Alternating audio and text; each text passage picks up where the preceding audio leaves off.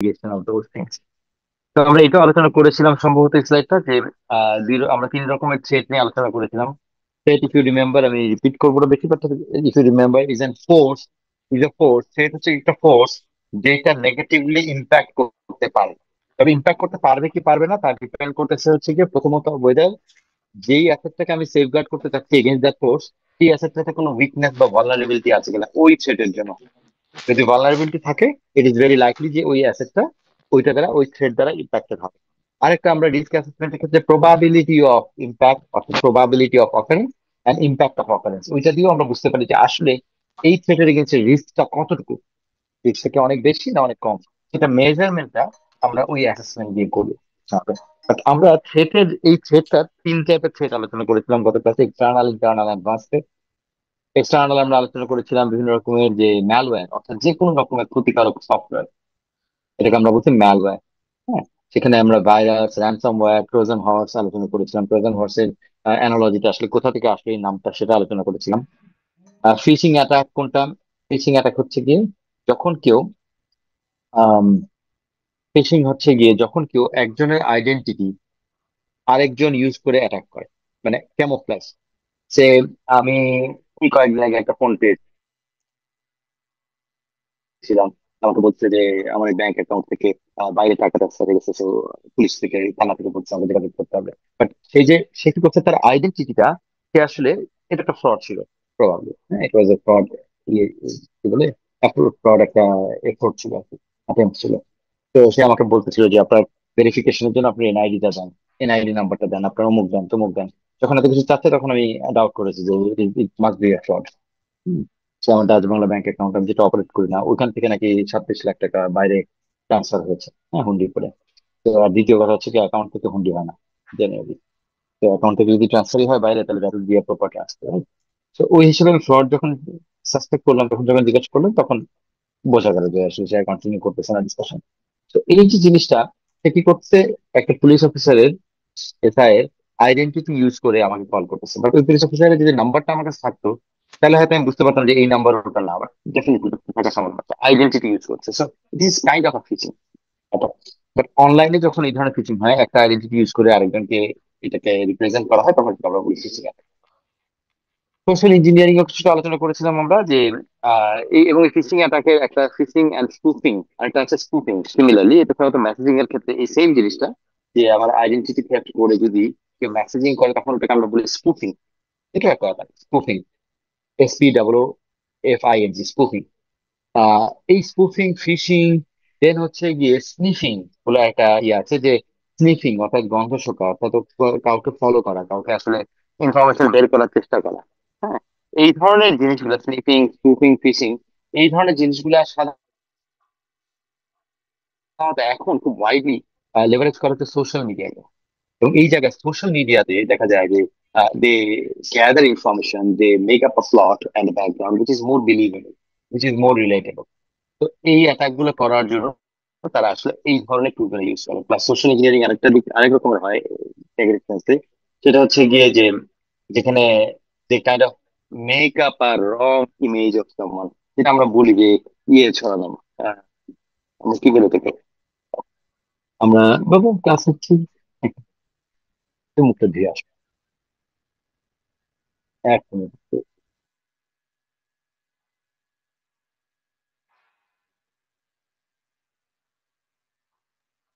Sorry. আচ্ছা, আমার ছেলে মাঝে মাঝে চলে আসে, ছোট ছেলে।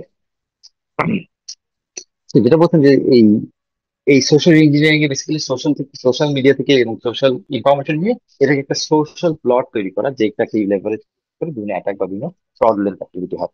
ডিস্ট্রিবিউটেড ডিনায়াল অফ সার্ভিস, এটা আমরা আলোচনা করেছিলাম যে যতটুকু যে কোনো একটা সার্ভিস প্রোভাইডার প্রোভাইডিং সার্ভার অথবা একটা সিস্টেম অথবা একটা অ্যাপ্লিকেশন অথবা একটা নেটওয়ার্কের নোড, তার একটা ক্যাপাসিটি থাকে যে সে এট এ টাইম এতগুলা কানেকশনকে সার্ভ করতে পারবে।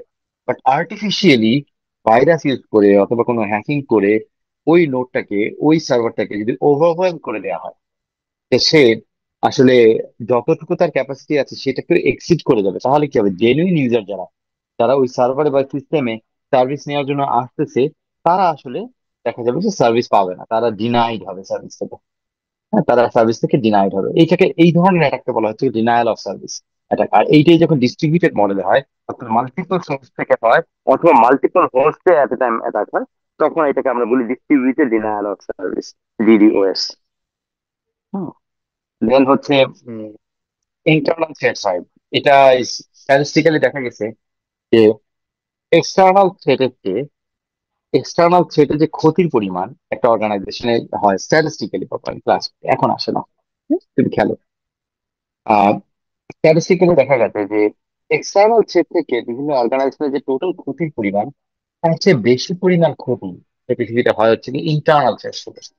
ইন্টারনাল থ্রেটস কি ধরনের? যেখানে insider misuse of access privilege, একজনের পাসওয়ার্ড আইডি ইউজ করছে, এমপ্লয়ি হয়তো একটা রোল থেকে আরেকটা রোলে ট্রান্সফার হয়ে গেছে, বাট তার প্রিভিলেজেস, তার যে রোলের যে প্রিভিলেজ, অ্যাক্সেস গুলো চেঞ্জ করা হয়নি, কমন জিনিস ইন মেনি অর্গানাইজেশন।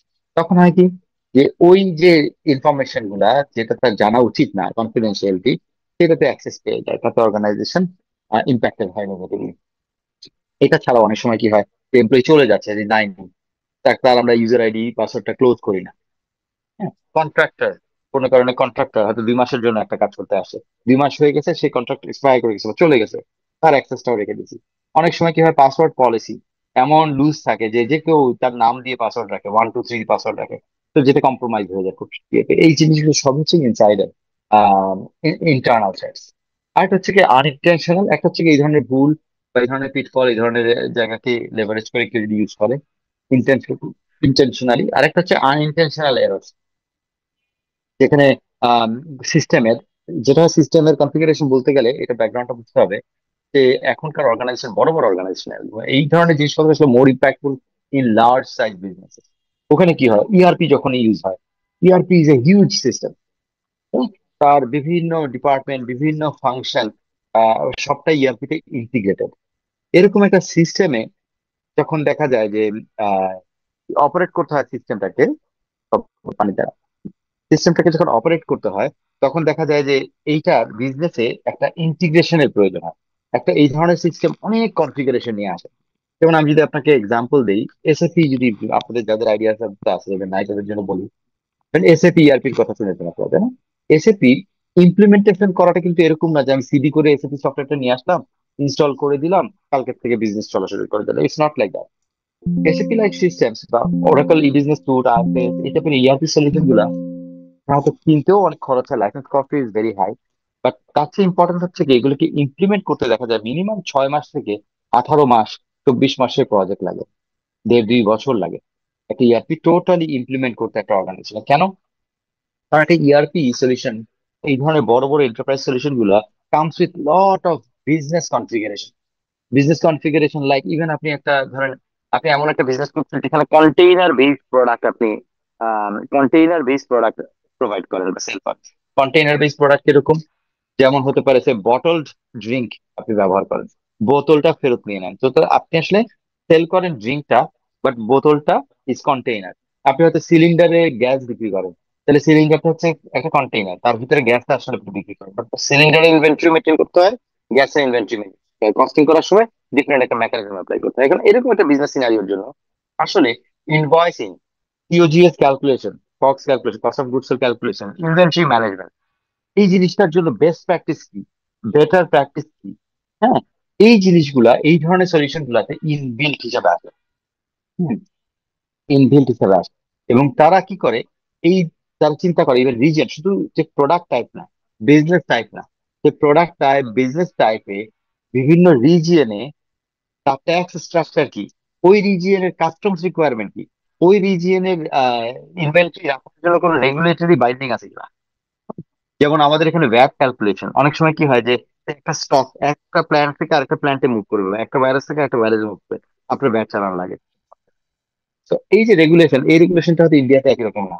তো এসিপি টাইপ সলিউশন গুলা, they invest in updating the software configuration, যা প্রতি জিওগ্রাফিতে প্রতিটা প্রোডাক্ট টাইপের জন্য, প্রতিটা ডিস্ট্রিবিউশন চ্যানেল টাইপের জন্য কি ধরনের প্রসেস হবে, কি ধরনের রুলস হবে, কি ধরনের ইনভয়েসিং হবে, ডিসকাউন্ট সিস্টেম কত 8 রকমের ডিসকাউন্ট সিস্টেম দিতে পারেন। এই জিনিসগুলো আবার আমার বিজনেসে সব যে একদম ওভাবেই হবে তা না, আমাকে ওই অপশন গুলো কনফিগার করতে হবে।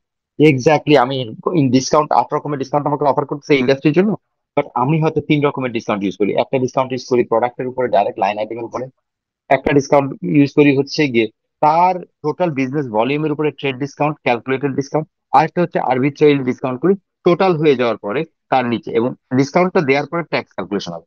এই যে তিনটা আমি সিলেক্ট করবো, এই তিনটা আমার বিজনেসের জন্য এই সফটওয়্যারটাকে কনফিগার করতে হবে, তাই না?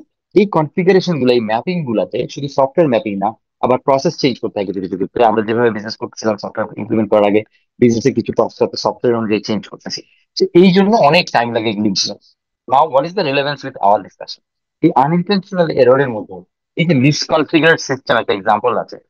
এই ধরনের একটা ইআরপি সিস্টেম, অথবা একটা কোর ব্যাংকিং সিস্টেম, অথবা একটা ইন্স্যুরেন্স ম্যানেজমেন্ট সিস্টেম, এই সিস্টেমে দেখা যাবে যে কনফিগারেশন আছে, সেই কনফিগারেশনটা, যে রুল গুলা, সেটা হয়তো কোনো কারণে কোথাও কোথাও ভুল কনফিগার করা হলো। তাহলে কি হবে? ডেটা গুলা সব ডিস্টর্টেড হবে, ডেটার ইন্টিগ্রিটি ইস্যু হবে। তো দ্যাট ইজ হচ্ছে গিয়ে আনইনটেনশনাল এরর। এছাড়া ডাটা এন্ট্রি এরর হতে পারে, ডাটা এন্ট্রি করতে গিয়ে এরর হচ্ছে, ইনভয়েস করতে গিয়ে এরর হচ্ছে। সেই ধরনের এরর গুলোকে আমরা আনইনটেনশনাল এরর বলি। হ্যাঁ। তো আচ্ছা, সরি, একটু নয়েজ হতে পারে, আমি একটু বাইরে বসে ক্লাস নিচ্ছে, বারান্দায় বসে তাহলে মাইকিং করে কি জানি বিক্রি করতেছে। বেশ। আচ্ছা। তো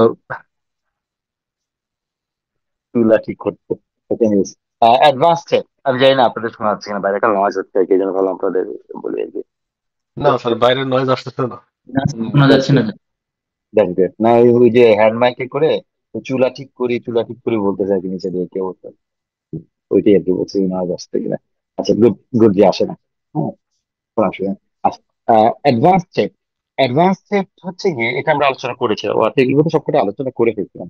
আচ্ছা, জিরো ডে ভলারেবিলিটি হচ্ছে গিয়ে প্রতিটা সফটওয়্যার যখন রিলিজ হয়, তখন এই সফটওয়্যারের মধ্যে অনেক সময় কিছু এরর থেকে যায়। সফটওয়্যার তো সব কোম্পানি, মাইক্রোসফট অফিস হোক, আজকে এসএপি ইআরপি হোক, অথবা একটা কাস্টমাইজ সফটওয়্যার হোক, প্রত্যেকটি আসলে ডেভেলপ, প্রত্যেকটার পিছনেই একটা সফটওয়্যার ইঞ্জিনিয়ারিং টিম থাকে, তারা আর্কিটেক্ট করে, তারা বিভিন্ন জিনিস প্ল্যান করে, ডেভেলপ করে, টেস্ট করে। আপনারা ওই দিন কোশ্চেন করেছেন কেউ যে টেস্ট যদি করে তাহলে সেই এরর থেকে যায় কেন? আসলে যতই টেস্ট করুক তারপর এটা 100% এক্সহস্টিভ হতে পারে না, বিকজ একটা software is a huge development work. এর আম, এত শাখা প্রশাখা, এত অংশ থাকে। তো এইটা আস্তে আস্তে রিয়ালাইজ করা হয় যে যখন এরর থাকে বা যে কোনো ফল্ট থাকে সফটওয়্যার ভিতরে, এটা আস্তে আস্তে এটা সারফেস হতে থাকে। বাট বেসিক ফল্ট গুলা সব আগেই টেস্টিং এ বের হয়ে আসে।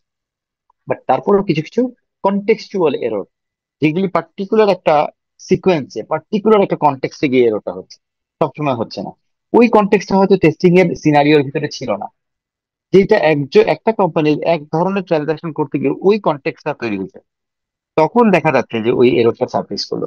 তো এই ধরনের এরর যেগুলো সফটওয়্যার রিলিজের সময় থেকে যায়, সেটাকে বলে zero day vulnerability.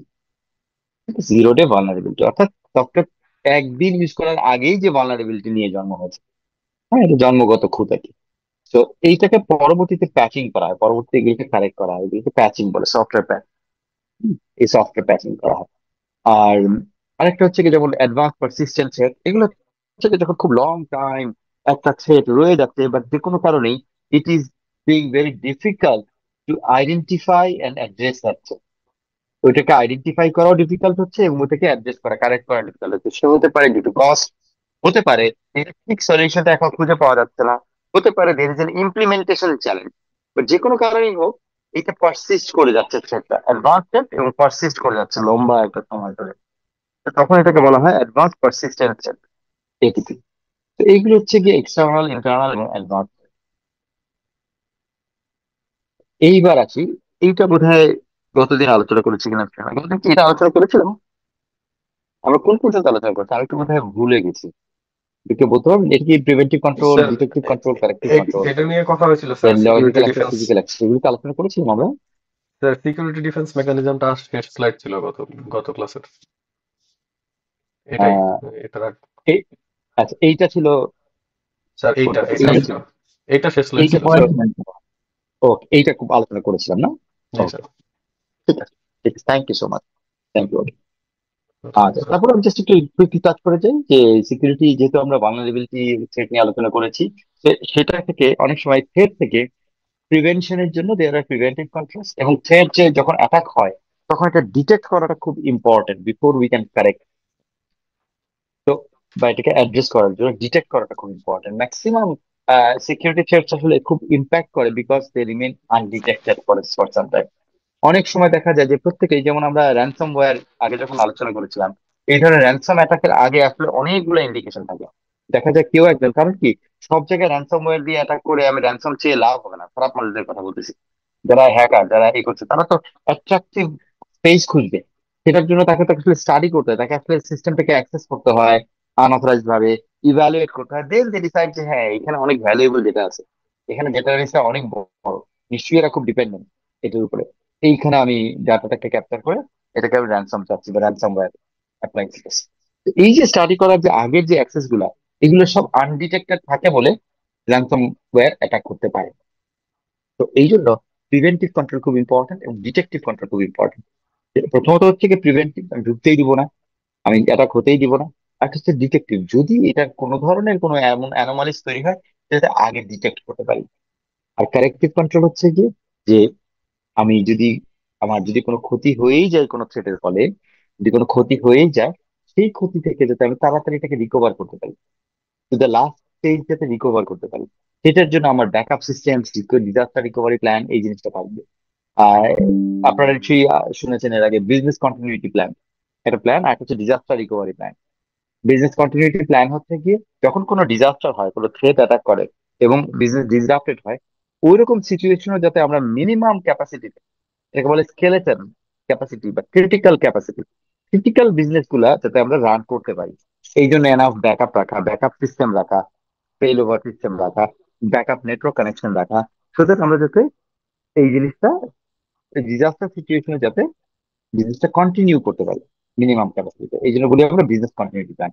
R disaster recovery plan on the other hand হচ্ছে গিয়ে, যখন ডিজাস্টার হয়ে গেল, ইম্প্যাক্ট হয়েছে, I lost data, system got damage, ওইখান থেকে আমি কত তাড়াতাড়ি রিকভারি করতে পারবো, business as usually back back করতে পারবো, ওইটাকে বলি আমরা ডিআরপি বা ডিজাস্টার রিকভারি প্ল্যান। তো এই backup system and disaster recovery plan আর corrective measures in in regards to, যদি কোনো ডিজাস্টার হিট করে, কোনো থ্রেট যদি হিট করে, সেটা থেকে কত তাড়াতাড়ি রিকভার করতে পারবো। And patch management to address vulnerability, আমার যখন কোনো ভালনারেবিলিটি বের হলো, হুম, তখন আমার ওই ভালনারেবিলিটিটাকে সফটওয়্যারটাকে ফিক্স করার জন্য we need to patch the software, বলে প্যাচ ম্যানেজমেন্ট। এইটারও একটা ম্যানেজার, স্পেশালি এখানে বড় বড় সিস্টেমে, জন্য এসএপির কথা বললাম, এসএপির patch management is a huge work. ওখানে মানে আমি আগে নিজেই কাজটা করতাম, একসময় I was SAP administrator, SAP কাজটা করছিলাম আমি কয়েকটা কান্ট্রির জন্য, এরকম প্যাচ ম্যানেজমেন্ট করতাম। এই patch management itself you cannot imagine, মানে কোনটার পরে কোনটা করতে হবে, বিকজ প্যাচ ম্যানেজমেন্ট মানে কি সফটওয়্যারের ভিতরে সে আরেকটা code, software code programming inject করে ওই যে ভালনারেবিলিটি আছে ওটাকে ফিক্স করছে। তো দেখা যাচ্ছে আমি, আমার আগে 1 2 3 4 5 6, 1 A 1 B 1 C, 2 A 2 B 2 C এরকম আছে। তো আমি 1 C এর আগে 2 A করে ফেললাম, তাহলে সফটওয়্যার উল্টা কাজ করা বন্ধ করে দিবে। এরকম একটা ব্যাপার, কারণ হচ্ছে কি যদি সিকোয়েন্স ঠিক না থাকে, যদি প্যাচ ম্যানেজমেন্টের প্রথমত সিকোয়েন্স, কিছু নিয়ম আছে, কিছু জিনিস আছে, প্যাচ করতে গেলে সফটওয়্যারটা একটা রানিং সফটওয়্যার, হয়তো একটা অংশ অফ করে নিয়ে দেন প্যাচিং করতে হবে, সেই patch management itself is a very sophisticated task, হ্যাঁ, সব ফর লার্জ অ্যাপ্লিকেশনস। এটি হচ্ছে কি আরেকটা corrective control, patch management and addressing vulnerabilities. Okay, এবার আসে হচ্ছে গিয়ে অ্যাক্সেস কন্ট্রোল। অ্যাক্সেস কন্ট্রোল দুই রকমের ডেফিনেটলি। উই নিড, সোহাইল বাবা তুমি পড়ে যাবে, তাই গাছটা নষ্ট হবে, তুমি এদিকে আসো, এদিকে আসো, গাছটা নষ্ট হচ্ছে।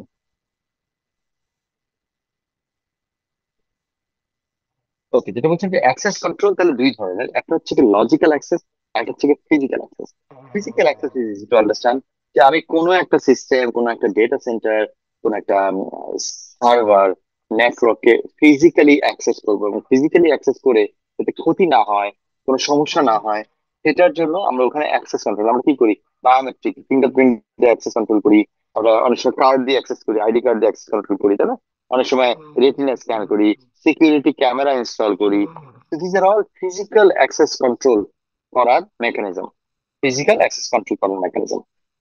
কিন্তু এইটা ইজ ইজিয়ার, বাট যে কোনো সিস্টেমে, আইটি সিস্টেমে আমরা যদি লজিক্যালি অ্যাক্সেস করতে চাই, অর্থাৎ নেটওয়ার্কের থ্রু দিয়ে অ্যাক্সেস করতে চাই, যদি আমরা কম্পিউটারের থ্রু দিয়ে অ্যাক্সেস করতে চাই, রিমোটলি অ্যাক্সেস করতে চাই, তাহলে ওখানেও তো অ্যাক্সেস কন্ট্রোল করা লাগে। ওখানে আমি ফিজিক্যালি না, আমি কম্পিউটারের থ্রু দিয়ে অ্যাক্সেস করছি। That is more complicated, not as simple as physical access control. ওই কমপ্লিকেটেডটা কেন? কারণ হচ্ছে it depends on the sensitivity of the system first of all. এই যে vulnerability আমি বলছিলাম, যেটা more valuable, that is more vulnerable. কারণ হচ্ছে কি, ওইখানে অ্যাটাক করার, ওখানে মিসঅ্যাপ্লিকেশন করার মানুষ আরো সুযোগ খুঁজবে। তো আমার যদি খুব সফিস্টিকেটেড, খুব ভালনারেবল সিস্টেম হয়, খুব ভ্যালুয়েবল সিস্টেম, যেমন হচ্ছে গিয়ে ব্যাংকিং অ্যাপ্লিকেশন, সে ব্যাংকিং অ্যাপ্লিকেশনে ঢুকতে গেলে আমার নিশ্চয়ই লজিক্যাল অ্যাক্সেস কন্ট্রোল অনেক স্ট্রিনজেন্ট হতে হবে, কম্পেয়ার টু একটা টিকেটিং সিস্টেম, কম্পেয়ার টু আমার যে কোনো একটা, হয়তো আমি এক জায়গায় একটা লাইব্রেরি বই পড়ি, এই বইটাকে প্রোটেক্ট করার জন্য, বই পড়া আমি আনঅথরাইজ ভাবে যাতে পড়তে না পারি সেটা প্রোটেক্ট করা, ভার্সেস আমি আনঅথরাইজ ভাবে যাতে ব্যাংকিং ট্রানজাকশন করতে না পারি, নিশ্চয়ই দুইটার মধ্যে পার্থক্য আছে, তাই না? So, এই যে সেন্সিটিভিটি এবং নিড অনুযায়ী এই লজিক্যাল অ্যাক্সেস কন্ট্রোলের কমপ্লেক্সিটিটা ডিপেন্ড করে।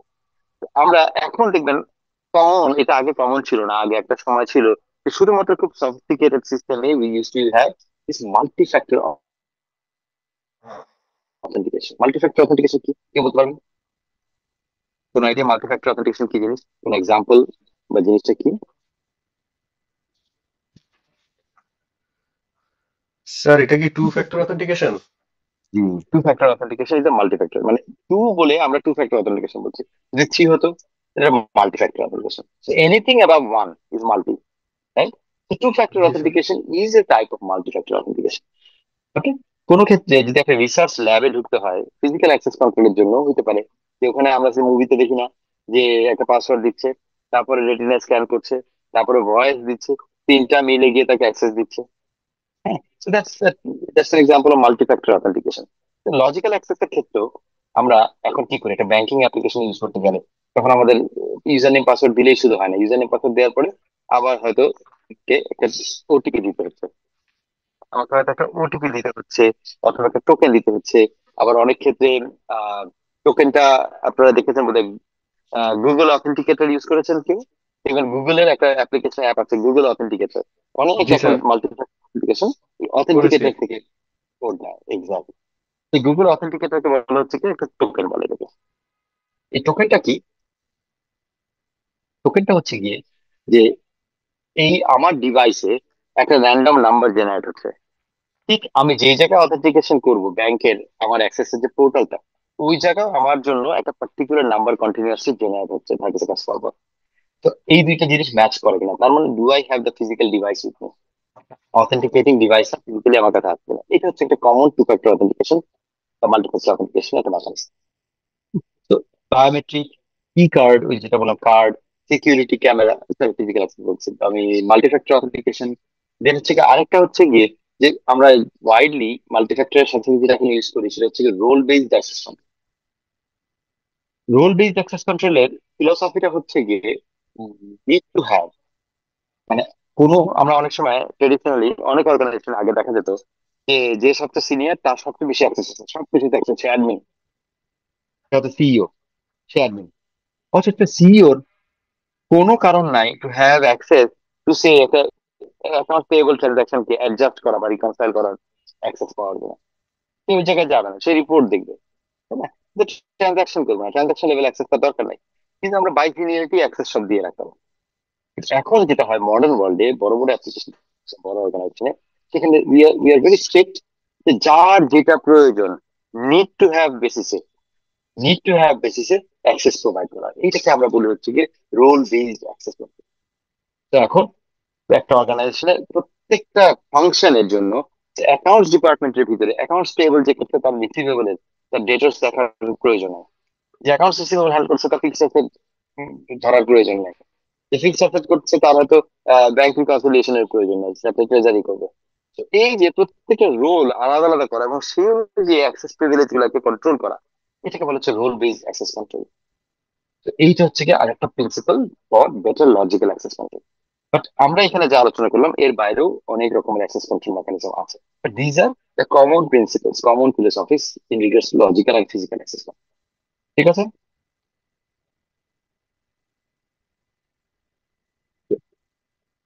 এবার আমরা আসি security frameworks and best practices. এটা হচ্ছে গিয়ে যখন আমরা এই সিকিউরিটি ফ্রেমওয়ার্ক কি জিনিস, first of all let's discuss framework কি জিনিস। কেউ বলতে পারবেন what is framework and how does it help?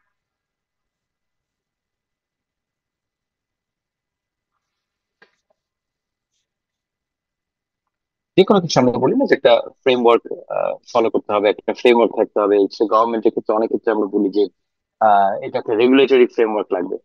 হ্যাঁ, এটা আমরা যদি এই যে রিসেন্টলি একটা জিনিস এনকাউন্টার করলাম যে যে আপনারা জানেন কিনা জানি না, সৌদি গভর্নমেন্ট রিসেন্টলি একটা অ্যানাউন্সমেন্ট দিয়েছে যারা উমরা করতে যাবে বা যারা ভিজিট ভিসায় যাবে সৌদি আরবে, দে মাস্ট হ্যাভ ম্যানেঞ্জারিজ ভ্যাকসিনেশন। দেখেন ম্যানেঞ্জারিজ ভ্যাকসিনেশন হঠাৎ করে এটাকে যখন রিকোয়ার করে দেওয়া হলো তখন মানুষ যখন হুমড়ি খেয়ে পড়তেছে বিভিন্ন হাসপাতালে ম্যানেঞ্জারিজ ভ্যাকসিন দিতে হবে না।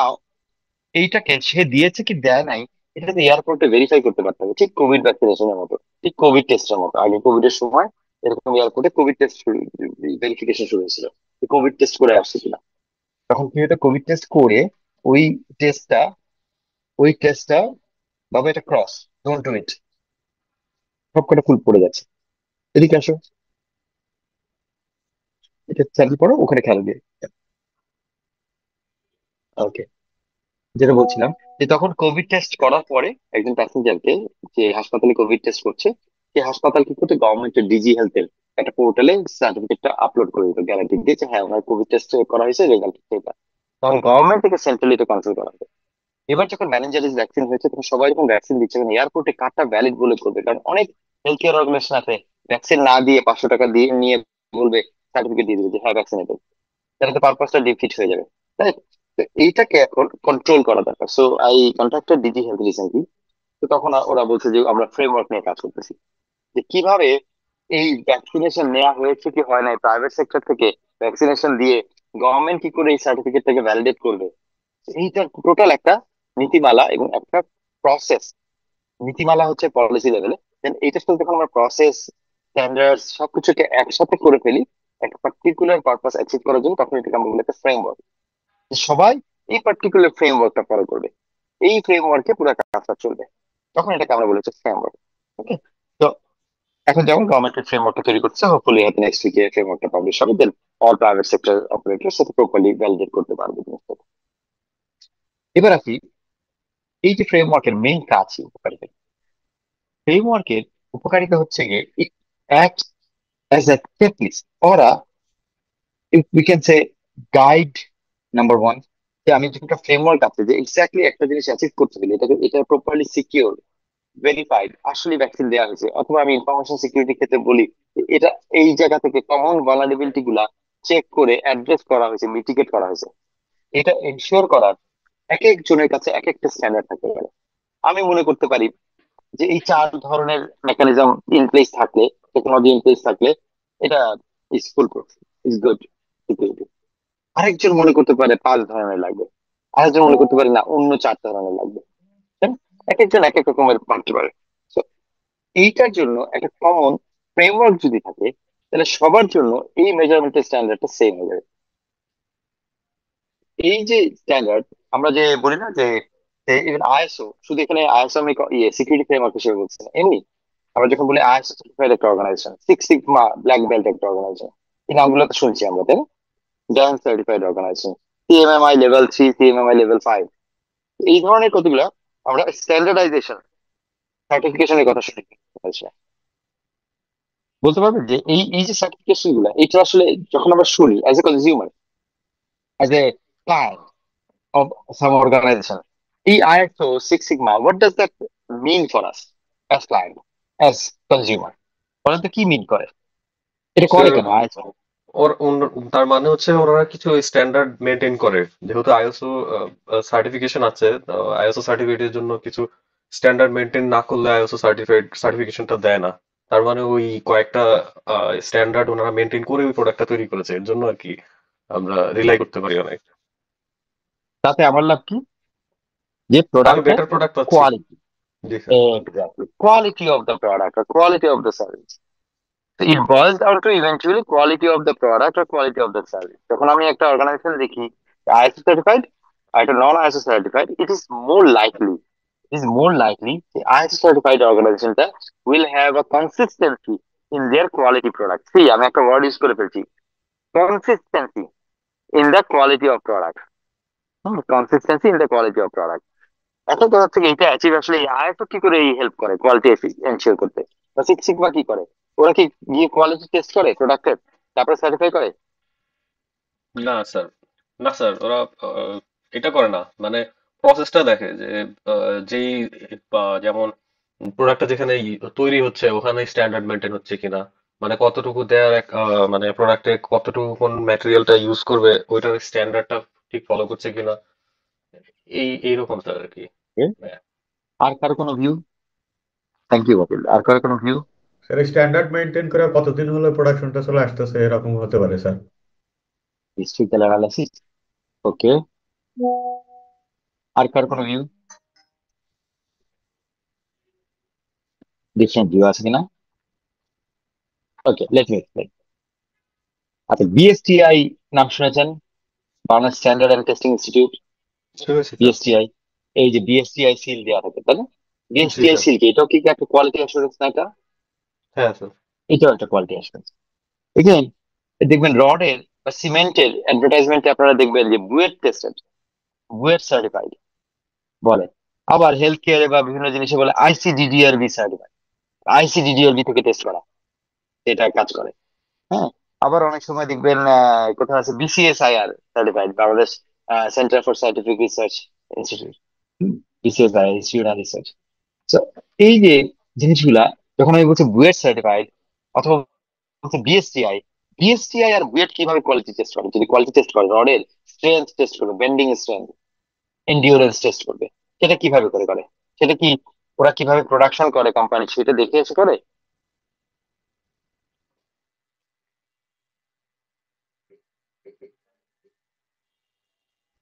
আর হিস্ট্রি নিয়ে করে? স্যার এটা তো, এটা তো না, স্যার পোস্ট, বুয়েট বা পোস্ট অ্যাসেসমেন্ট। বিএসটিআই আসলে ল্যাবে পোস্ট অ্যাসেসমেন্ট, সেটা হচ্ছে কি তারা ডাইরেক্টলি প্রোডাক্ট নিয়ে করে।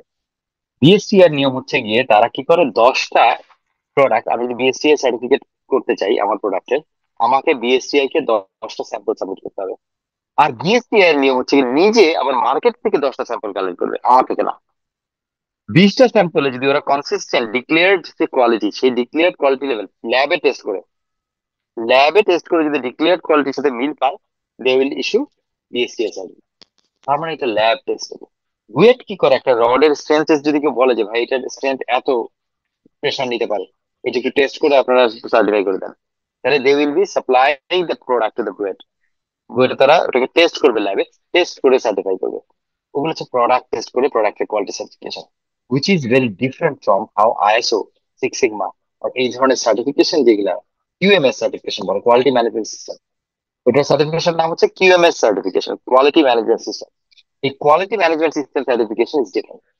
এবং সেখানে আপনারা যিনি যেটা বলছিলেন, যেমন প্রোডাক্টে যে পরিমাণ ম্যাটেরিয়াল দেওয়ার কথা সেই পরিমাণ ম্যাটেরিয়াল দেওয়া হচ্ছে কিনা, ওটা হচ্ছে কি সেই বুয়েট টেস্টিং, সেই বিএসটিআই টেস্টিং এর দাম মতো, সেটা হচ্ছে ল্যাবে। হ্যাঁ, ওটা হচ্ছে ল্যাবের ব্যাপার। বাট সিক্স সিগমা বা ISO, they don't go and inspect বসে বসে যে প্রোডাক্টের তৈরি করার সময় যে পরিমাণ ম্যাটেরিয়াল কম্পোনেন্ট দেওয়া কথা দেওয়া হচ্ছে কিনা। ওরা যেটা করে সেটা হচ্ছে কি, দে ensure that you have processes and checks and balances and certain standards declared, এবং স্ট্যান্ডার্ড যদি ডেভিয়েশন হয় তাহলে আপনার কি অ্যাকশন হবে, এই সমস্ত প্রসেস গুলা এক নাম্বার হচ্ছে গিয়ে ডকুমেন্টেড আছে। Documentation, ISO certification, six sigma সব খাতা কলমে করে, প্রোডাক্টের ধারে কাজ দিয়ে যায় না, ক্লায়েন্টের ধারে কাজ দিয়ে যায় না, তারা ডকুমেন্টেশন আছে কিনা প্রথমে দেখে, এক নাম্বার। তারপরে তারপরে সেকেন্ড যেটা, সেটা হচ্ছে ডকুমেন্টেশনটা অ্যাপ্লাইড অবস্থায় আছে কিনা, ফলো করা হচ্ছে কিনা। তার মানে they will go and inspect and audit logs, বিভিন্ন লগ। ডকুমেন্টে বলা আছে যে আমরা প্রোডাক্টকে প্রোডাকশন লাইনের মধ্যে থাকা অবস্থায় তিনবার চেক করে প্রত্যেকটা পাস করছে কিনা, প্রত্যেকটা ব্যাচের এগেইনস্টে ঠিক করব, সিগনেচার করব, টাইম স্ট্যাম্প থাকবে। এবং এর মধ্যে যদি কোনো নন কনফর্মিং প্রোডাক্ট থাকে, কোনো ড্যামেজ প্রোডাক্ট থাকে, সেটাকে আমরা আলাদা রেজিস্টার করব এনসিপিআর এ, নন কনফর্মিং প্রোডাক্ট রেজিস্টারে, ওখানে টাইম স্ট্যাম্প হবে রিসিভের। এবং সেটাকে আমরা ডিসপোজ অফ করব নাকি আমরা রি ইউজ করবো, রি ইঞ্জিনিয়ারিং করবো, সেটার একটা নিয়ম আছে, সেটার একটা লগ থাকবে, ডকুমেন্টেশন থাকবে। ওরা এসে দেখবে, আইএসও এসে দেখবে অডিট করার সময়, এক নাম্বার হচ্ছে আপনার প্রসেস ডকুমেন্টেশন আছে কিনা, সব ডকুমেন্টেড আছে কিনা, সব রকম ভ্যারিয়েশন এক্সহাউস্টিভলি। দুই নাম্বার হচ্ছে কি আপনি মেনটেন করতেছেন কিনা। যদি দেখে যে আপনি মেনটেন করতেছেন আপনার ডকুমেন্টে, সেই অনুযায়ী আপনি এভিডেন্স প্রোভাইড করতে পারছেন, documentary evidence, you have kept logs, you have kept registers, you have maintained as per documentation, then they issue certificate for 1 year. Then next year এসে আবার অডিট করবে যে আপনি এখনো কি কনসিস্টেন্ট করতেছেন কিনা। এইটা হচ্ছে গিয়ে আইএস সার্টিফিকেশন বা সিক্স সিগমা বা এইচএসি। সিক্স সিগমা সাধারণত বলে যে 1 মিলিয়নে একটা প্রোডাক্ট কোয়ালিটি হতে পারে, কিন্তু প্রোডাক্ট না দেখে তারা এটা কি করে বলে? তারা এই জন্য বলে, কেউ যদি সিক্স সিগমা লেভেলের প্রসেস ডকুমেন্টেশন করে এবং সেই লেভেলে কমপ্লাই করে উইথ দ্য ডকুমেন্টেশন, তাহলে ওখানে এরর কারো চোখের অন্তরালে হওয়া সম্ভব না। সেই কারণে they can certify the product quality. এটাকে বলে QMS, quality management system.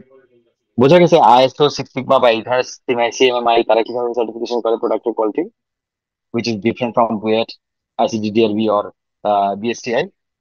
BSTI BUET এরা এক ধরনের করে, সেটা হচ্ছে ইন ল্যাব। আর এরা হচ্ছে কি কিউএমএস, কোয়ালিটি ম্যানেজমেন্ট সিস্টেমের উপরে বেস করে প্রোডাক্টের সার্টিফিকেশন করে বা কোয়ালিটি সার্টিফিকেশন করে। সো আমরা যখন বলতেছি যে কমন ফ্রেমওয়ার্কস, তখন এই কমন ফ্রেমওয়ার্কস এর মধ্যে এই ধরনের কিছু অর্গানাইজেশন আছে আইএসও টাইপের। এছাড়াও কিছু টেকনোলজি অর্গানাইজেশন আছে। দেখবেন আপনারা বলে যে সিই সার্টিফিকেট।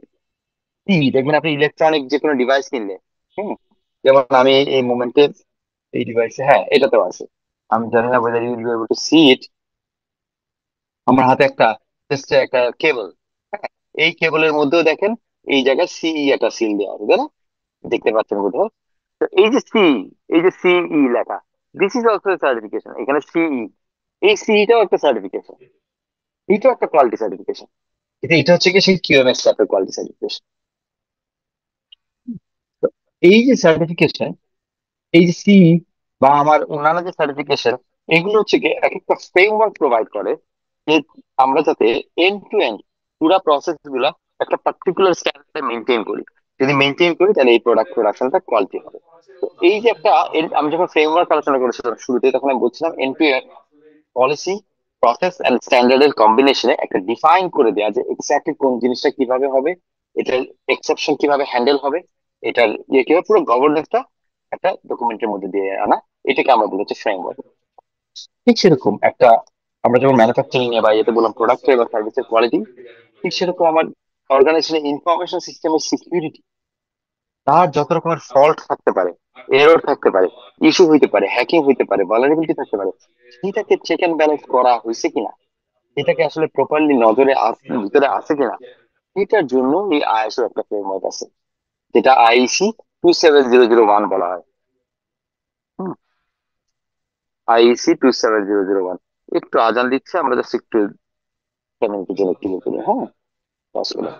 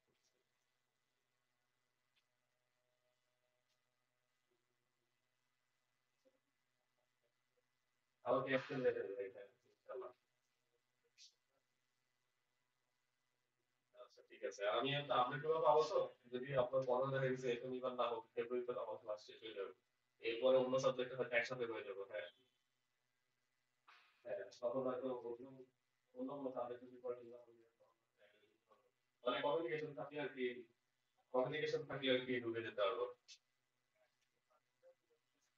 কমিউনিকেশন, হ্যাঁ আমিও চেষ্টা করবো আপনাদের হেল্প।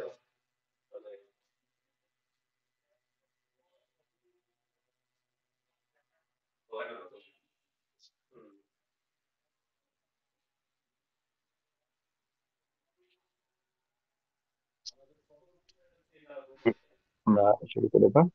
আচ্ছা, so এরকম বিভিন্ন ফ্রেমওয়ার্ক আছে। এটা যেমন আমরা আইএসও একটা ফ্রেমওয়ার্ক, এরকম একটা আছে কোভিড, control objective in information technology. Then একটা ফ্রেমওয়ার্ক আছে সফট কোসো, এসওএফটি সিওএসও। এটা হচ্ছে কি আমেরিকায় পাবলিকলি লিস্টেড যে কোনো কোম্পানিকে এই আইটি সিকিউরিটি ফ্রেমওয়ার্কটা কমপ্লাই করতে হয়। এই ফ্রেমওয়ার্ক গুলাতে কি থাকে? এই ফ্রেমওয়ার্ক গুলাতে আসলে এই সিকিউরিটি রিলেটেড বিভিন্ন ইভেন একটা প্রজেক্ট করতে গেলে, যে কোনো একটা ইনিশিয়েটিভ, যে কোনো চেঞ্জ যদি আইটি সিস্টেমসে করতে হয়, তাহলে সিকিউরিটি কনটেক্সটে কি কি জিনিস তাকে খেয়াল রাখতে হবে, কি কি জিনিস চেকলিস্টের মতো করে দেখতে হবে, এটা একটা ডিফাইন করা জিনিস আছে। যেমন অনেক সময় অপারেশনাল এফিসিয়েন্সি বা সিকিউরিটি এনশিওর করার জন্য ওখানে ইভেন আমি ফর এক্সাম্পল হার্ড ডিস্ক, একটা সার্ভারের হার্ড ডিস্কে 85% ইউজ হয়ে গেছে কিনা সেটা মনিটর করা হবে এভরি উইকে। এটা একটা লগে তৈরি করতে, লগ রাখতে হবে।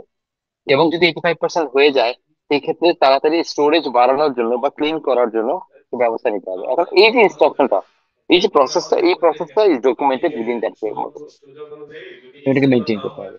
তো পেনিট্রেশন টেস্ট, পেন টেস্ট বলে এটাকে।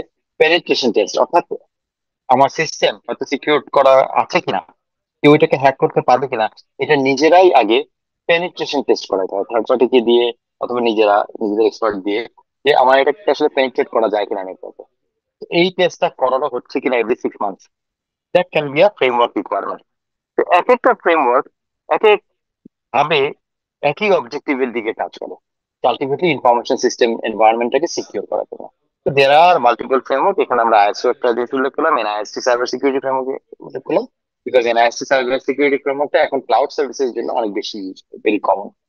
ওকে, সেই জায়গায় আমরা আসলে identify, protect, detect, respond, recover, এই ফেজ গুলাতে, এই চ্যাপ্টার গুলো, বা এটা আইডেন্টিফাই কিভাবে করা হবে, প্রোটেক্ট কিভাবে করা হবে, ডিটেক্ট কিভাবে করা হবে, রেসপন্ড কি করা হবে, এবং যদি হয়ে যায় কোনো আগে, রিকভারি প্রসেস কি, আমরা কতক্ষণ আগে যেগুলো আলাপ করলাম। তো এইগুলো থেকে একটা ফ্রেমওয়ার্কের এগুলো পার্ট।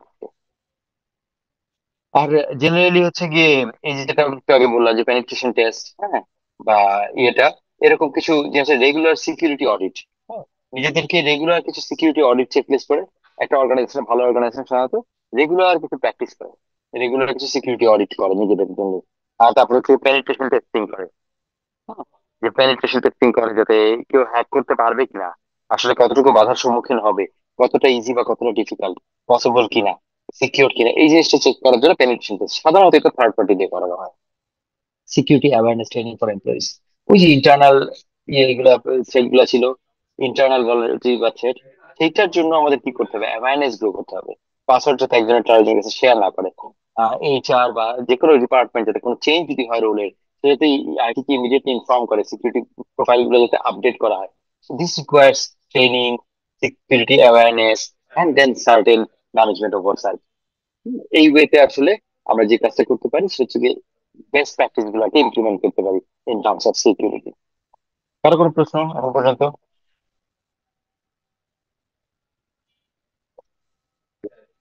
আচ্ছা, আমরা কি একটু একটা ব্রেক নিবো আমাদের? ইয়েস স্যার, এটা একটা ব্রেক আমাদের দিন। ব্রেক নেই 15 মিনিটস এর, তারপরে লেটস গেট ব্যাক। হ্যাঁ, কোথায় কোথায় পাবো।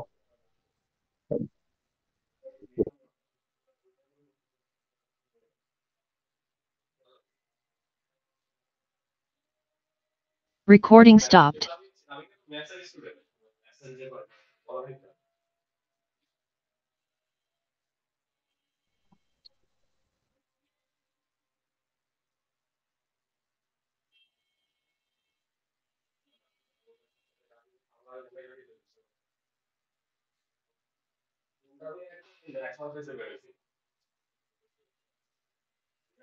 আমার সিসি শেষ হওয়া ঠিক 2 মাস আগে আমার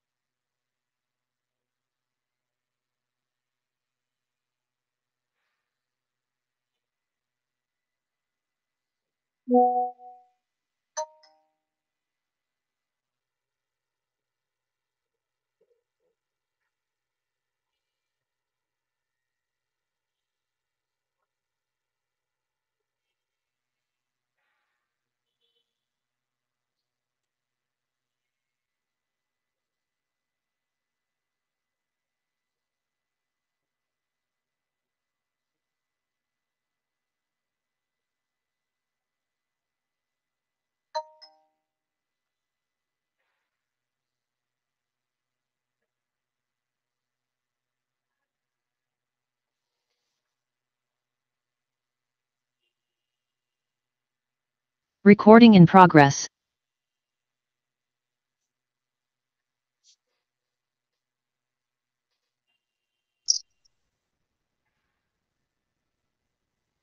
আমরা শুরু করি না? জি স্যার। জি স্যার। গাছ নষ্ট করো না বাবা। ঠিক আছে, তো আমরা বলছিলাম যে কি প্র্যাকটিস নিয়ে আলোচনা করলাম লাস্টে, যে রেগুলার আপনার সিকিউরিটি অডিট, পেনিট্রেশন টেস্ট, এটা রেগুলার করা, এবং হচ্ছে গিয়ে security awareness training for employees, এটা রেগুলার বেসিসে করা। তো এটা করলে আমাদের আসলে প্রিভেন্টিভ। এছাড়া যে জিনিসটা আছে যে রিস্ক অ্যাসেসমেন্ট, রিস্ক অ্যাসেসমেন্ট হচ্ছে গিয়ে যে কোনো সময় সিকিউরিটি টেস্টিং, এই যে আমরা যখন বললাম যে জিরো ডে ভালনারেবিলিটি হোক, অথবা কোনো লং স্ট্যান্ডিং কোনো এরর যেটা হয়তো এখনো আনডিটেক্টেড, এরকম কোনো সিচুয়েশন যাতে আমাদেরকে অ্যাডভার্সলি ইফেক্ট করতে না পারে, সেটার জন্য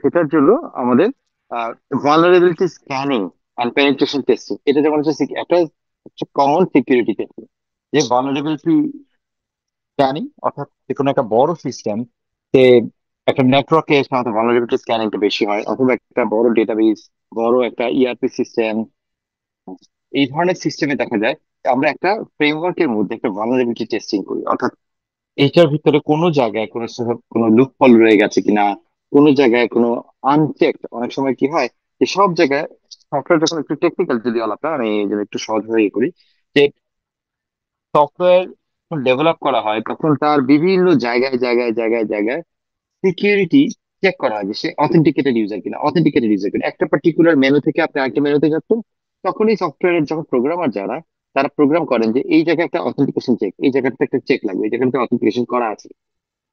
অনেক সময় দেখা যায় কোনো কোনো ক্ষেত্রে এই অথেন্টিকেশন চেকটা হয়তো মিস হয়ে গেছে, হয়তো এরকম 150 চেক পয়েন্ট আছে, 150 জায়গায় চেক করার কথা, ওখানে 142টা হয়েছে, 8টাতে মিস হয়ে গেছে। বাট তখন কি করতে হয়, এই যে একটা ভালনারেবিলিটি স্ক্যানিং প্রসিডিউর আছে, অর্থাৎ সফটওয়্যারের প্রত্যেকটা menu by menu, menu by menu, field by field, যেমন একটা কমন ভালনারেবিলিটি হচ্ছে গিয়ে এটাকে বলে এসকিউএল ইনজেকশন। এসকিউএল ইনজেকশন হচ্ছে গিয়ে যে কোনো ওয়েব বেসড অ্যাপ্লিকেশন, অর্থাৎ যে কোনো একটা ওয়েবসাইট, এন্ড ওয়েবসাইটে কি হয়, আমরা অনেক সময় ফর্ম ফিল আপ করতে বলা হয়, তাহলে customer name, customer phone number, আপনার ফোন নাম্বার দেন, নাম দেন, এই ফোন নাম্বার নাম দেওয়ার যে জায়গাটা, ফিল্ডটা, এই জায়গায় অনেক হ্যাকাররা কি করে, ওইখানে এসকিউএল কোড, এসকিউএল হচ্ছে স্ট্রাকচার্ড কোয়েরি ল্যাঙ্গুয়েজ, এক ধরনের পার্টিকুলার প্রোগ্রামিং টাইপের একটা ল্যাঙ্গুয়েজ, ওই এসকিউএল কোডটা নামের জায়গায় এসকিউএল একটা প্রোগ্রাম লিখে ওই নামের জায়গায় ফিল আপ করে। এবং যেহেতু এটা একটা সফটওয়্যার, সে যখন একটা কোড পায়, অনেক ক্ষেত্রে কোডটা এক্সিকিউট করে ফেলে, এক্সিকিউট করলে দেখা যায় ওই সিস্টেমের ভিতর থেকে কিছু ইনফরমেশন সেন্ড করে দিচ্ছে, বা কিছু একটা অ্যাকশন ট্রিগার করছে, যেটা আনডিজায়ারেবল, যেটা কিনা আসলে এই সিস্টেমে করা উচিত না, যেটা একটা সিকিউরিটি ইস্যু। এখন এই যে ওয়েব বেসড অ্যাপ্লিকেশন গুলা, এইটাতে ভালনারেবিলিটি স্ক্যান করতে হয়, অর্থাৎ প্রত্যেকটা ফিল্ড বাই ফিল্ড সেখানে কি এসকিউএল ইনজেকশনটা প্রোটেক্ট করা আছে কিনা, দ্যাটস এ ভালনারেবিলিটি স্ক্যানিং। আর পেনিট্রেশন টেস্টিং তো আমি বললাম যে কোনো একটা নেটওয়ার্কের ক্ষেত্রে যে এর ফায়ারওয়াল আছে বা অন্যান্য প্রোটেক্টিভ সিস্টেম আছে, বাট তারপরও তাকে পেনিট্রেট করা যাচ্ছে কিনা, হ্যাঁ, এই টেস্টিংটা করতে হয় পিরিয়ডিক্যালি। যেমন যে কোনো আপনি যদি বড় মার্কেট, যে কোনো একটা সিস্টেমে, ধরেন আপনি এক্স ওয়াই জেড বিজনেস, আপনি কোনো একটা বড় মাল্টিন্যাশনাল কোম্পানি বা গ্লোবাল কোম্পানির সাথে সিস্টেম ইন্টিগ্রেশনের কাজ করবেন, আপনার সিস্টেম থেকে তারা কিছু ইনফরমেশন নেবে, তাদের সিস্টেম থেকে আপনি কিছু ইনফরমেশন নেবেন, because you are entering into a partnership. দেখা যাবে প্রথম টেস্ট ওরা যেটা বলবে সেটা হচ্ছে পেনিট্রেশন টেস্ট, আপনার সিস্টেমে পেনিট্রেশন টেস্ট করা আছে কিনা, অর্থাৎ হ্যাকাররা কেউ একজন ক্ষতিকর আপনার সিস্টেম হয়ে পেনিট্রেট করে ওদের সিস্টেমে চলে যেতে পারে কিনা। এই জন্য penetration test is very common এবং খুব ইম্পর্টেন্ট একটা security vulnerability testing. Application security testing, যেখানে কিনা নানান রকমের টেস্ট হয়, নানান লেভেলের। আমি কতদিন একটা মেনশন করেছিলাম যে অনেক ক্ষেত্রে আমরা বলি ইউনিট টেস্টিং, ইন্টিগ্রেশন টেস্টিং, এভাবে করে বলি আমরা, দেন হচ্ছে কি বলি ফাইনালি বলি ইউএটি, ইউজার অ্যাকসেপ্টেন্স টেস্টিং। এছাড়াও অ্যাপ্লিকেশন সিকিউরিটি টেস্টিং এ, যে কোনো অ্যাপ্লিকেশনের সিকিউরিটি টেস্টিং এ দেখা যায় স্ট্যাটিক এন্ড ডাইনামিক অ্যানালাইসিস। এটা হচ্ছে কি এই অ্যাপ্লিকেশনের, এই যে আমি যেমন বললাম যে প্রত্যেকটা পেজকে চেক করা যে এসকিউএল ইনজেকশন হচ্ছে কিনা, এটা একটা স্ট্যাটিক অ্যানালাইসিস। প্রত্যেকটা আমি যদি ইনফরমেশন ভিতরে প্রত্যেকটা অ্যাসেট বলি, প্রত্যেকটা ফিল্ডকে, প্রত্যেকটা ইনফরমেশন চাঙ্কে, প্রত্যেকটাকে একটা স্ট্যাটিক অ্যানালাইসিস করা। এট দ্য সেম টাইম আবার আরেক রকম অ্যানালাইসিস হচ্ছে কি ট্রানজাকশন হচ্ছে, এই ট্রানজাকশনটা যেই জায়গায় ইম্প্যাক্ট করার কথা সেই জায়গায় করছে কিনা, এই ট্রানজাকশনটা করার সময় এটাকে কেউ দেখতে পারে কিনা, ম্যানিপুলেট করতে পারে কিনা, এইটাকে বলা হচ্ছে ডাইনামিক টেস্টিং। অর্থাৎ একটা ট্রানজাকশন অবস্থা, একটা ডাইনামিক অবস্থা, ট্রানজাকশন আর সিচুয়েশনের টেস্টিং করা, এটাকে বলা হচ্ছে ডাইনামিক অ্যানালাইসিস। তো অ্যাপ্লিকেশন সিকিউরিটি টেস্টিং এই দুটো হচ্ছে, এই দুটো টাইপ। এছাড়া যেটা বললাম টেস্টিং টাইপ ডিফারেন্ট হতে পারে। ইউএটি, ইউজার অ্যাকসেপ্টেন্স টেস্টিং হচ্ছে কি একদম এন্ড ইউজার টেস্টিং, যে ইউজার কি ধরনের বিহেভিয়ার করে, কি ধরনের ভেরিয়েবল বিহেভিয়ার বা ভেরিয়েবল ইনপুট দেয় সিস্টেমে, সেই অনুযায়ী সিস্টেমটাকে ঠিক মতো রেসপন্ড করতেছে কিনা, ডিজায়ার্ড রেজাল্ট দিচ্ছে কিনা, ডিজায়ার্ড আউটকাম দিচ্ছে কিনা। সাধারণত ইউএটি কে আরেকটা নামে বলা হয় স্ক্রিপ্টেড টেস্টিং। স্ক্রিপ্টেড টেস্টিং হচ্ছে গিয়ে যে প্রত্যেকটা টেস্টিং সিনারিও, যে কোন কোন কন্টেক্সটে আমি দেখতে চাই যে সিস্টেমটা আসলে ফুল প্রুফ কিনা, সিস্টেমটা আসলে ঠিক মতো কাজ করছে কিনা, সেগুলোকে আগে থেকে সিনারিও গুলো স্ক্রিপ্টেড করে ফেলা হয়, স্ক্রিপ্ট করে ফেলা হয় যে প্রথমে এই কাজটা করা হবে, তারপরে এই কাজটা করা হবে, তখন এই আউটকামটা দেখা হবে, যে এটা হওয়া উচিত আউটকামটা। সে আমার 2, 3, 4 এই তিনটা সেভ করা হবে, সেভ করার পরে এটা রেজাল্টটা আসলে কত 9 হচ্ছে কিনা, এটা রেজাল্টটা 9, আউটকামটা 9 হওয়ার কথা। যদি 9 হয় উই টিক ইট অফ, যে হ্যাঁ রেজাল্ট ঠিক আছে। যদি 9 না হয় উই ক্রস, ফেল করছে। এটা হচ্ছে ইউএটি টাইপ টেস্টিং এর একটা পার্টিকুলার প্যাটার্ন, যেটা স্ক্রিপ্টেড হবে, আউটকামটা প্রিডিটারমাইন্ড হবে, জাস্ট ভ্যালিডেট করবে এন্ড ইউজাররা যে আসলে সিস্টেমটা ডিজায়ার্ড আউটকাম দিচ্ছে কিনা টু দ্য স্ক্রিপ্টেড টেস্টিং। আরেক ধরনের টেস্টিং গুলো হচ্ছে ইউনিট টেস্টিং আর ইন্টিগ্রেশন টেস্টিং। ইউনিট টেস্টিং হচ্ছে কি একটা সফটওয়্যার যখন ডেভেলপ করা হয়, একটা অ্যাপ্লিকেশন, তখন ওর প্রত্যেকটা অংশ আলাদা আলাদা ভাবে তার কাজটা ঠিক মতো করতে পারছে কিনা, ওখানে সিকিউরিটি লুপহোল আছে কিনা, ভালনারেবিলিটি আছে কিনা, ওই জায়গায় ডেটা ঠিক মতো অ্যাকিউরেটলি আউটপুট দেয় কিনা, এগুলো হচ্ছে গিয়ে ওই পার্টিকুলার ইউনিটটা ধরে যখন টেস্টিং করা হয় তখন এটা বলে ইউনিট টেস্টিং। আর ইন্টিগ্রেশন টেস্টিং হচ্ছে গিয়ে একটা সফটওয়্যারে তো একটা মডিউল থাকে না, অনেক মডিউল থাকে, অনেক রকমের ফাংশনালিটি থাকে, সবকিছু যখন মিলে কাজ করে তখন আরেকবার টেস্টিং করা হয় যে আসলে ইন্টিগ্রেশনে কোনো ইস্যু আছে কিনা। তো these are common security testing. The vulnerability scanning, penetration testing, unit testing, integration testing, UAT, application security জন্য static and dynamic analysis, তো এগুলো হচ্ছে কি common type of testing. Risk assessment, যেটা আমরা আগে আলোচনা করেছিলাম, ইফ ইউ রিমেম্বার, যে রিস্ক অ্যাসেসমেন্ট আমরা বলছিলাম যে impact of occurrence and possibility of occurrence বা প্রবাবিলিটি অফ অকারেন্স, এই দুইটার কম্বিনেশনে আমরা রিস্কটাকে অ্যাসেস করি। কারণ সব কিছু রিস্ক আসলে একটা সিস্টেমে অনেক রকমের থাকে, কোনোটা ইজ ভেরি ইম্প্যাক্টফুল, কোনোটা ইজ নট সো ইম্প্যাক্টফুল। তো যদি রিস্ক এরকম হয় যে আমার নট সো ইম্প্যাক্টফুল, হ্যাঁ রিস্ক আছে, আমি শুধু শুধু এটা মিটিগেট করার পিছনে অনেক ইনভেস্টমেন্ট করবো না, অনেক ইনভেস্টমেন্ট করবো না। কিন্তু যেটা সিরিয়াস রিস্ক, যেটা পসিবিলিটি অফ হ্যাপেনিং অনেক বেশি এবং হলে ক্ষতির পরিমাণ অনেক বেশি, এরকম রিস্ককে মিটিগেট করার জন্য, অ্যাড্রেস করার জন্য ডেফিনেটলি উইল ইনভেস্ট আ লট, তাই না? তো এই জন্য রিস্কের অ্যাসেসমেন্ট করাটা খুব প্রয়োজন।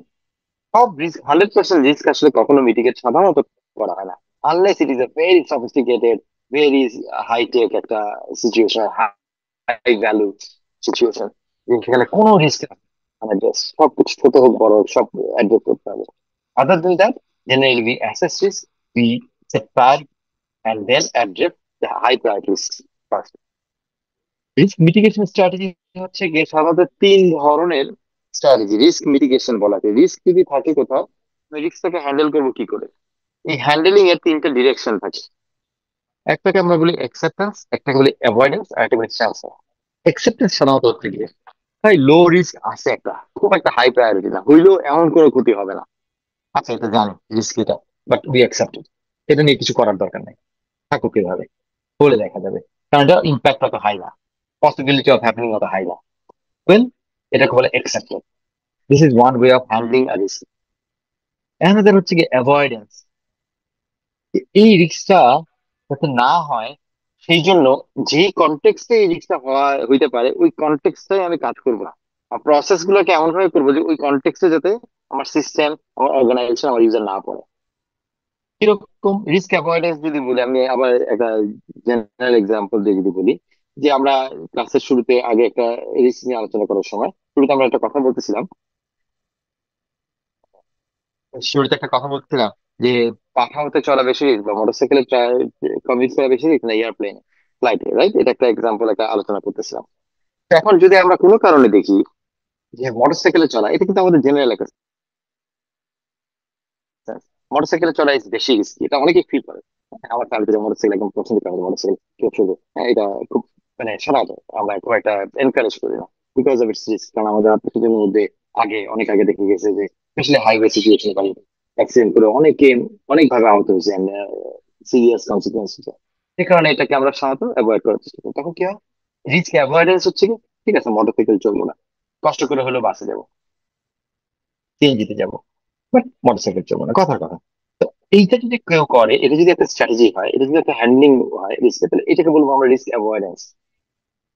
যেমন রিস্ক অ্যাভয়েডেন্স টেকনোলজির ক্ষেত্রে কি হতে পারে, যে আমার ভাইরাস অ্যাটাক করতে পারে, যে কোনো সময় একটা ভালনারেবিলিটি আছে, যে এটা খুব সফিস্টিকেটেড একটা সিস্টেম, আমার একটা সফিস্টিকেটেড সিস্টেম, এখানে আমি কোনোভাবেই ভাইরাস অ্যাটাক যাতে না হয় এটা এনশিওর করবো। তাহলে আমি কি করবো, ওই সিস্টেমটাকে হয়তো ওই সিস্টেমে কাউকে পেন ড্রাইভ ইউজ করতে দিব না। তাহলে আমি পেন ড্রাইভ ইউজ করাটা রেস্ট্রিক্ট করার মাধ্যমে আমি আসলে রিস্কটাকে অ্যাভয়েড করতেছি। That is the strategy of risk avoidable. Now what is risk transfer? Risk transfer হচ্ছে গিয়ে, এটা সবচেয়ে বেশি বড় উদাহরণ কি রিস্ক ট্রান্সফার কেউ বলতে পারবেন? এটা আমাদের জেনারেল একটা টেকনোলজি না, আমি যদি জেনারেল রিস্কের কথা বলি, হ্যাঁ, যে কোনো লাইফ হোক অথবা প্রপার্টি হোক, তার যদি কোনো রিস্ক থাকে, সেই রিস্কটাকে রিস্ক ট্রান্সফারের একটা ইনস্ট্রুমেন্ট আছে, যেটা আমরা সবাই কম বেশি চিনি, ইন্স্যুরেন্স স্যার। ইন্স্যুরেন্স। অ্যাবসলিউটলি। তো এটা হচ্ছে কি সবচেয়ে common example of risk transfer. That is, আমি এখন ইম্পোর্ট করতেছি যে ইলেকট্রনিক্স গুডস, চায়না থেকে ইম্পোর্ট করতেছি শিপে করে। এখন এই শিপ ডুবে যেতে পারে, শিপে আগুন লাগতে পারে, এই ইম্পোর্টেড ডিভাইস গুলো নষ্ট হয়ে যেতে পারে, যে কোনো কিছু হতে পারে। তা আমি কি করলাম, ইন্স্যুরেন্স করে ফেললাম। তার মানে আমি যে রিস্কটা আছে, এই রিস্কটাকে আরেকজনের ঘাড়ে ট্রান্সফার করে নিলাম, এবং সেই কোম্পানি, ইন্স্যুরেন্স কোম্পানি আসলে কি করে, সে রিস্ক কেনে। সে আসলে রিস্ক ব্যাচে, সরি, মানে রিস্ক প্রোটেকশন ব্যাচে আর কি।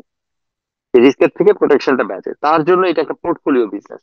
সে যদি 10 জনের রিস্কের এরকম রিস্ক কভার করে, দেখা যায় এর মধ্যে হয়তো একজনের সত্যি সত্যি এই ইয়েটা ইম্প্যাক্ট হয়ে গেল, বাকি 9 জনের তো ইম্প্যাক্ট হলো না। ওই যে টাকাটা, সেই টাকাটা দিয়ে সে একজনকে ক্ষতিপূরণ দেওয়ার পরেও তার প্রফিট থাকে।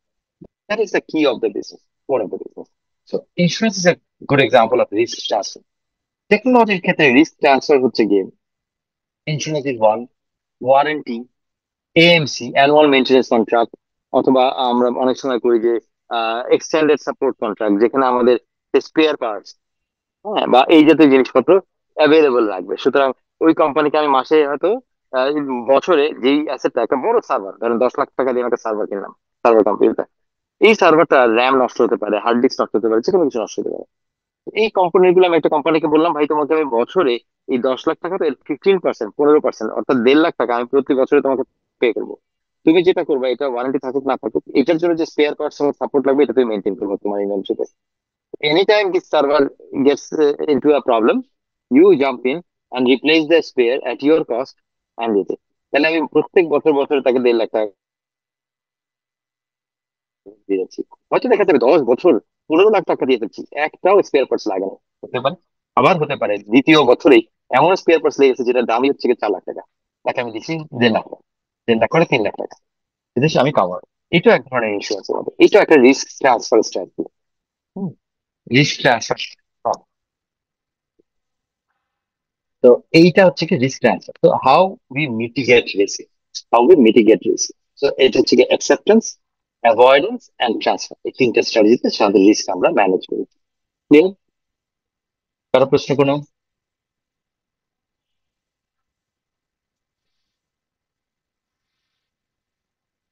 এরপর আসতে হচ্ছে কি ইনসিডেন্ট ম্যানেজমেন্ট এন্ড ফরেনসিক। হ্যাঁ, ইনসিডেন্ট কি, ইনসিডেন্ট হচ্ছে কি ইভেন্ট এনি অ্যাডভার্স ইভেন্ট, অর্থাৎ কোন একটা ক্ষতি হলো বা ড্যামেজ হয়, এরকম কোন একটা ইভেন্ট কি আমরা ইনসিডেন্ট বলি। একটা ভাইরাস অ্যাটাক হলো, এটা একটা ইনসিডেন্ট। কেউ একজন হ্যাক করলো, এটা একটা ইনসিডেন্ট। র্যানসমওয়্যার অ্যাটাক হলো, ইনসিডেন্ট। আমার ডাটা লস হলো, ইনসিডেন্ট। কোনো কারণে বড় একটা আউটেজ হয়ে গেল, আউটেজ বলতে আনঅ্যাভেলেবিলিটি, অর্থাৎ মানুষজন অ্যাক্সেস করতে পারলো না সিস্টেম একটা লম্বা সময়ের জন্য, ইনসিডেন্ট।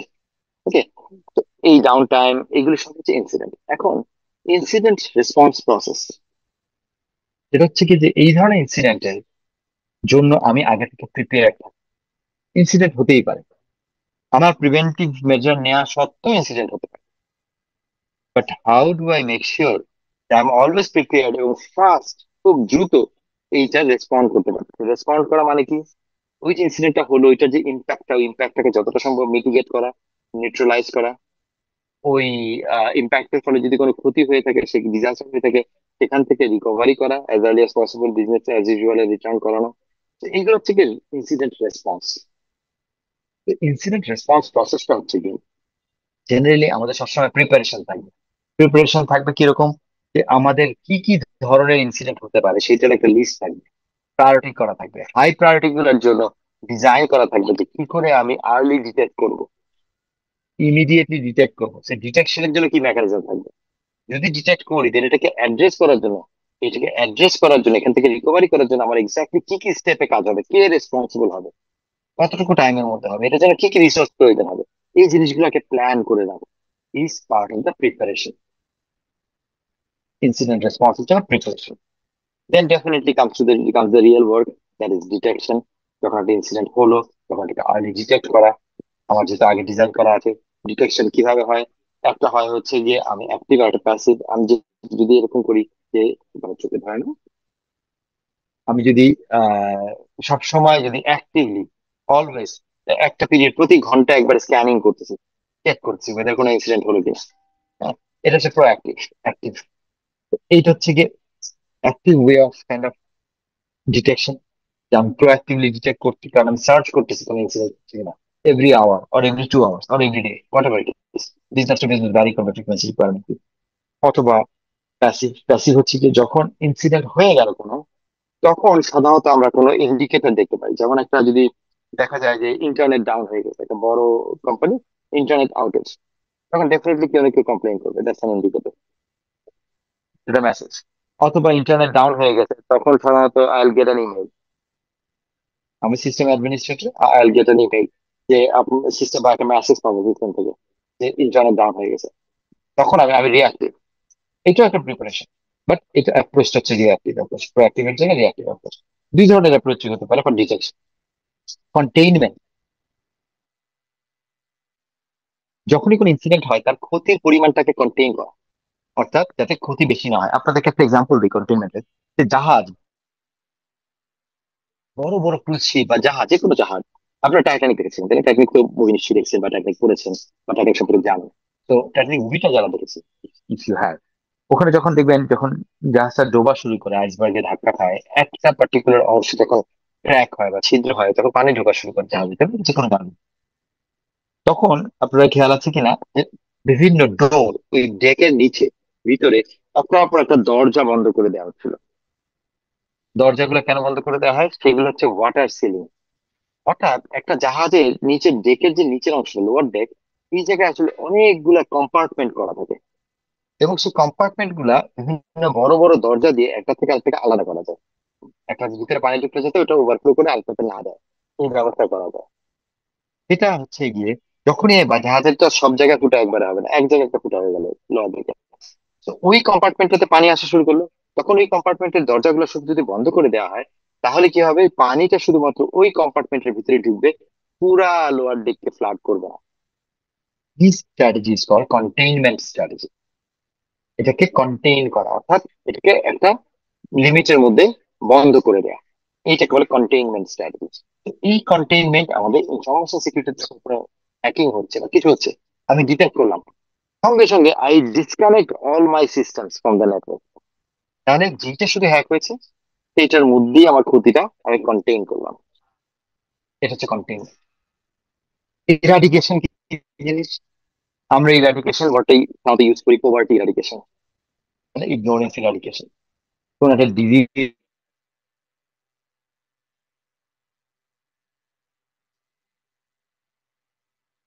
ইরাডিকেশন হচ্ছে সমূলে উৎপাদন, মানে হচ্ছে একদম ওকে বলা হচ্ছে ইরাডিকেশন।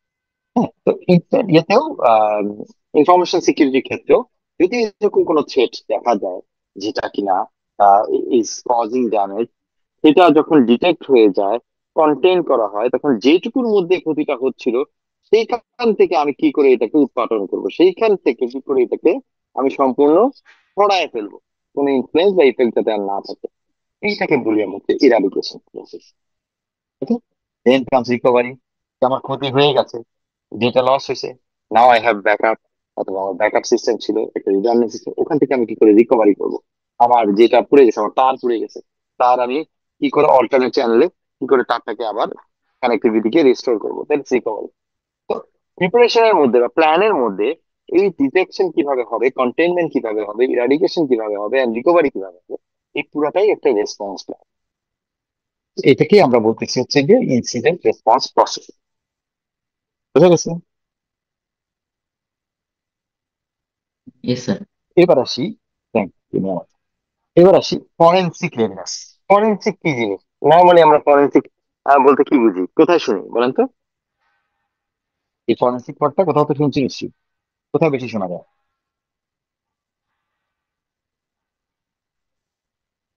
মেডিকেল আমরা টার্ম স্যার। পারি medical term sir forensic. Medical term, হ্যাঁ, একদিক থেকে এক রকমের ফরেনসিক টু মেডিকেল, যেটা আমরা কোথায় ইউজ হয় বলতো, ইউজ কোথায় হয়? অডিটের ক্ষেত্রে এর মধ্যে শোনা যাচ্ছে যে ফরেনসিক অডিট। ফরেনসিক অডিট, হ্যাঁ, ফরেনসিক ইজ এখানে অডিট। ওই অডিটের সাথে আমরা কি করি? স্যার, যেমন ব্যাংকের ক্ষেত্রে কাস্টমার ট্রানজেকশনের মুভমেন্ট বা ইনিশিয়াল থেকে শেষ পর্যন্ত কি কি হয়েছে বা এক কেন দেখি, মানে হোয়াট ট্রিগার্স ফরেনসিক অডিট?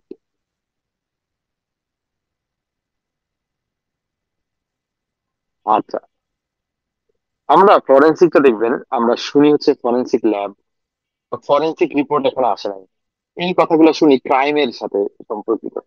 দেখবেন কোন একটা যদি মার্ডার হয়, হত্যা হয়, সেক্ষেত্রে ময়না তদন্ত হয়, ফরেনসিক ময়না তদন্ত যেটা করি, ওটি হচ্ছে ইংরেজিতে ফরেনসিক।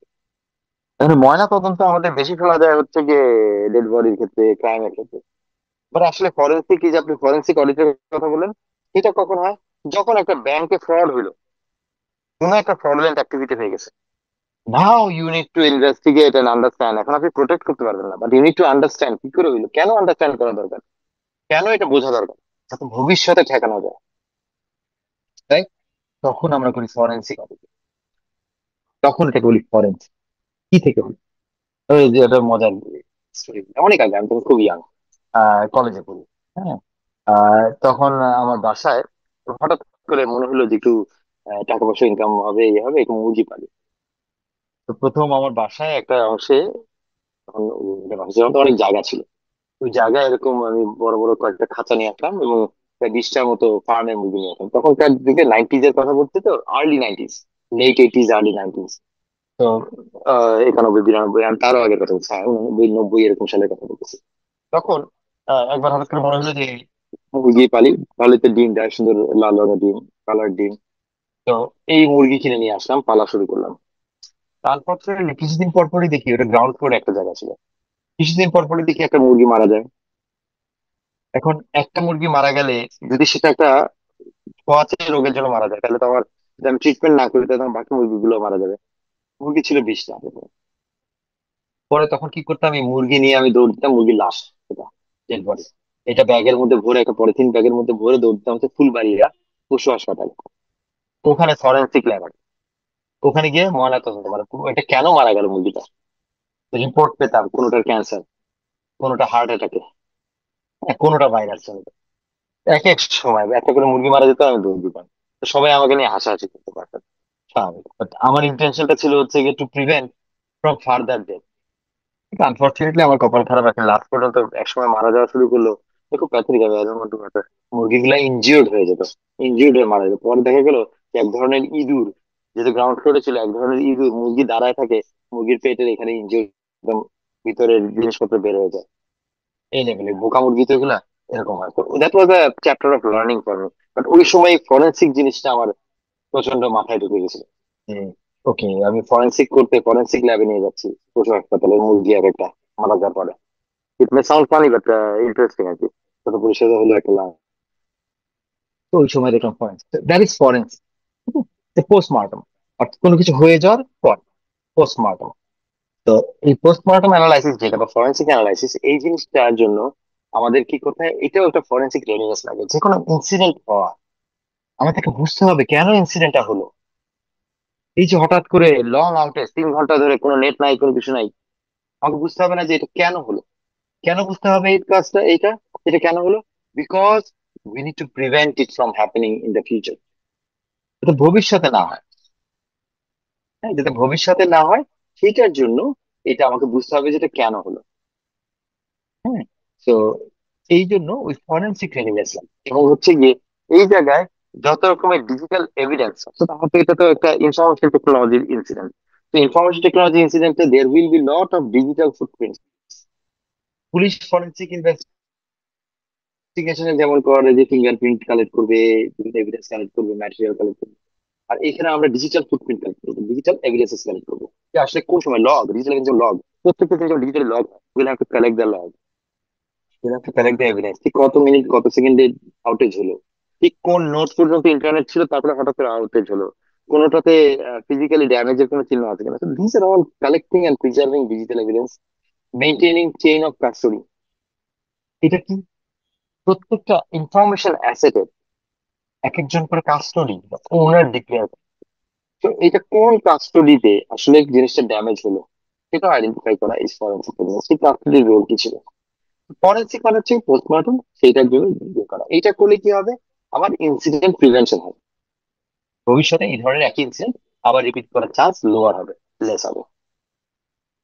তো এইটাই ইনভেস্টিগেট এক্সাম্পল হচ্ছে investigating a data breach using SIEM logs. এটা SIEM হচ্ছে গিয়ে security information, I forgot the whole elaboration, you can search it on the Google. But SIEM log হচ্ছে এক ধরনের লগ যেখানে প্রত্যেকটা transaction by transaction, time stamp by time stamp, প্রতিটা event log করা থাকে। সো আমি যদি ডেটা ব্রিচ দেখতে চাই যে কোথা থেকে ডেটা ব্রিচটা হলো, কোন পয়েন্ট থেকে ডেটা ব্রিচ ছিল, কোন ইউজার নেম পাসওয়ার্ড ইউজ করে ডেটা ব্রিচ ছিল, কোন ডেটাবেজের কোন অংশ থেকে ডেটা ব্রিচ ছিল, so we'll have to review all the logs so that we understand যে exactly কোথা থেকে আমাদের সমস্যাটা, রুটটা আমি আইডেন্টিফাই করতে পারি, so that we prevent it in the future. এবার আসে হচ্ছে কি ইমার্জিং ট্রেন্ড সিকিউরিটি। সিকিউরিটির মধ্যেও আসলে যেহেতু আমাদের ইমার্জিং টেকনোলজিও নানান রকমের আসছে, তো এই ভালনারেবিলিটি, টেকনোলজির সাথে সাথে ভালনারেবিলিটি চেঞ্জ হচ্ছে, এবং ভালনারেবিলিটির সাথে সাথে এটা সিকিউরিটি রেসপন্সও আমার চেঞ্জ করতে হচ্ছে। হ্যাঁ, সিকিউরিটি রেসপন্স চেঞ্জ করতে হচ্ছে। তো নতুন যে টেকনোলজি, বিরক্তিকর আজকাল এই জিনিসটা শুরু হয়েছে যে রাস্তায় মাইকিং করে করে অ্যাডভার্টাইজমেন্ট। ধানমন্ডিতে এই জিনিসটা ছিল না আগে, ইদানিং এই এই জায়গায় মাইক করে কি একটা অ্যাডভার্টাইজমেন্ট দিচ্ছে। স্যার আপনার ডিভাইসে মেবি অ্যাক্টিভ নয়েজ ক্যান্সেলেশন আছে, আমরা কোনো কিছু শুনতে হ্যাঁ, পাইনি। ও দ্যাটস গ্রেট, আমার অ্যাক্টিভ নয়েজ ক্যান্সেলেশন আছে ডিভাইসে, তো ওই জন্য আপনারা শুনতে পাচ্ছেন না, বাট আমার কান ঝালাপালা হয়ে যাচ্ছে আর কি। Anyways, হ্যাঁ, গুড যে আপনারা শুনতে পাচ্ছেন না, মাইক নিয়ে কি ক্যাম্পেইন করে যাচ্ছে আর কি একটা। আচ্ছা, এনিওয়েজ, যেটা বলছিলাম যে ক্লাউড টেকনোলজি, ক্লাউড টেকনোলজিটা কি? ইজ দেখা যায় যে আমাদের আসলে ইয়ের ফিজিক্যাল কন্ট্রোলের বাইরে, তাই না? We don't get to even see যে এক্স্যাক্টলি কোথায় হোস্টেড আছে জিনিসটা, আমরা জানিও না কোথায় হোস্টেড আছে, কোথায় কে কন্ট্রোল করতেছে, কয়টা সার্ভার আছে, কার ডেটার সাথে এটা একসাথে আছে। তো there are lot of question marks, there are lot of things that are beyond our visibility and control. তো এই ধরনের ক্লাউডে থ্রেটের পরিমাণ অনেক বেশি, ভালনারেবিলিটির পরিমাণ অনেক বেশি। সেই জায়গায় নিশ্চয়ই সেটাকে ওই ভালনারেবিলিটি অ্যাড্রেস করার জন্য স্পেসিফিক সিকিউরিটি কন্ট্রোল মেকানিজমের প্রয়োজন হয়। দোজ সিকিউরিটি মেকানিজমস, আমরা ডিটেইলে যাচ্ছি না, but those security mechanisms are categorize under cloud security mechanism. ওখানে যেমন data at rest, data at transit, দুই রকমের ডেটা থাকে। ক্লাউডে ডেটা তো কোথাও না কোথাও হোস্টেড আছে, প্রিজার্ভড আছে, সেটা ডেটা অ্যাট রেস্ট, যেটা রেস্টে আছে, অর্থাৎ সেই ডেটাকে প্রোটেক্ট করতে হবে, তার জন্য সিকিউরিটি মেকানিজম থাকবে। ডেটা অ্যাট ট্রানজিট, কারণ যেহেতু এটা ক্লাউডে, আমি ইউজার, আমি তো আমার ল্যাপটপ থেকে ক্লাউডে ইন্টারনেটে ইউজ করতেছি, তো আই নিড টু অ্যাক্সেস, এবং এটা ট্রানজিটে ডেটা এক্সচেঞ্জ হবে between the cloud server and my device. তখন এই ট্রানজিটে আমার সিকিউরিটি এনশিওর করার জন্য এনক্রিপশন প্রয়োজন হবে। এনক্রিপশন কি জিনিস উই নো, আই হোপ। এটা হচ্ছে কি আমার যে অরিজিনাল ডেটা ফরম্যাট আছে সেটাকে একটা পার্টিকুলার রুল ইউজ করে, একটা পার্টিকুলার, এটাকে বলে এনক্রিপশন কি, চাবি, সেটা হচ্ছে একটা রুল বা একটা ফর্মুলা ইউজ করে আমি এটাকে বদলাই দিচ্ছি, তো দ্যাট ওই চাবি যার কাছে নাই সে আসলে এটাকে বুঝতে পারবে না এই যেটাতে কি, ওটাকে আমরা বলি এনক্রিপশন। হ্যাঁ, এবং চাবিটা যার কাছে আছে, অর্থাৎ যে intended recipient of the information, তাকে আমি চাবিটাও পাঠাচ্ছি কোনো একটা মেকানিজমে, এই ফর্মুলাটা সে পেয়ে তার সিস্টেমটা এটাকে আবার ডিক্রিপ্ট করে নিচ্ছে তার অরিজিনাল ফরম্যাট বোঝার জন্য। তো data at rest and data in transit encrypted থাকা দরকার because of its nature of vulnerability. এটা হচ্ছে ক্লাউড সিকিউরিটির একটা ফান্ডামেন্টাল জিনিস। এছাড়াও ক্লাউড সিকিউরিটিতে অনেক ডিটেইল কিছু সিকিউরিটি মেজার্স থাকে, যেটা জন্য বিভিন্ন রকমের সার্টিফিকেশন আছে, ফ্রেমওয়ার্ক আছে। We'll not get into that detail, but if you are interested, you can definitely read those in the future. Zero trust architecture is another mechanism. এখনকার যেটা হয় যে উইলিনা কানেক্টেড, আগে একটা সময় ছিল আমরা আইসোলেটেড, প্রত্যেকটা মেশিন, প্রত্যেকটা সিস্টেম, প্রত্যেকটা সার্ভার। যারা ফ্যানটা অফ করে দেন আমাদের।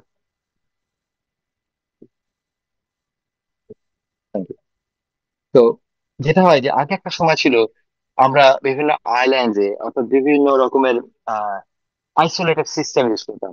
যে একটা সিস্টেম তার ইন্টারনেটে কানেক্টেড না, ওই সিস্টেমের সাথেই যারা directly physically connected, they are able to work on that system. But when it is cloud, when it is now ইন্টারনেটের বেসড ম্যাক্সিমাম সিস্টেম, তখন ইট ইজ ওপেন। এখন আমার অথেন্টিকেশন, অর্থাৎ এই ইউজারই কি আসলে পারমিটেড ইউজার কিনা এটা ইউজ করার জন্য, বা এই ট্রানজাকশনটা অথরাইজ ট্রানজাকশন কিনা, এটা চেক করার নিডটা অনেক গুণে বেড়ে গেছে। তো এখন আমরা বলি যে কোনো সিস্টেম যখন তৈরি করা হয়, ওই সিস্টেমকে ডিজাইন করতে হয় এখন এখন ইভলভিং এই টেকনোলজির মধ্যে জিরো ট্রাস্ট আর্কিটেকচারে, অর্থাৎ উই ট্রাস্ট নো ওয়ান। এইটা প্রথম ফান্ডামেন্টাল ফিলোসফি ধরে নিয়ে সিস্টেম ডিজাইন করা, we trust. So any transaction that can happen, any change that can be made in the system, any access that can view information, we don't trust. We will authenticate each and every attempt. আগে যেটা ছিল আমরা session অনুযায়ী authenticate করে, session authentication. অনেক সময় কি হতো, আমি একটা পার্টিকুলার অ্যাপ্লিকেশনে ঢুকলাম, আমি ইউজার নেম পাসওয়ার্ড দিয়ে ঢুকলাম, ওই যে একবার ইউজার নেম পাসওয়ার্ড দিয়ে ঢুকলাম, যতক্ষণ পর্যন্ত আমি ঢুকে আছি ওই অ্যাপ্লিকেশনে, ততক্ষণ পর্যন্ত প্রোগ্রামেটিক্যালি আমাকে বারবার অথেন্টিকেশন চেক করবে না সেই ইন্টারনালি। কিন্তু এখন জিরো ট্রাস্ট আর্কিটেকচারে প্রতিটা ট্রানজাকশনে, প্রতিটা মুভমেন্টে that system will not trust.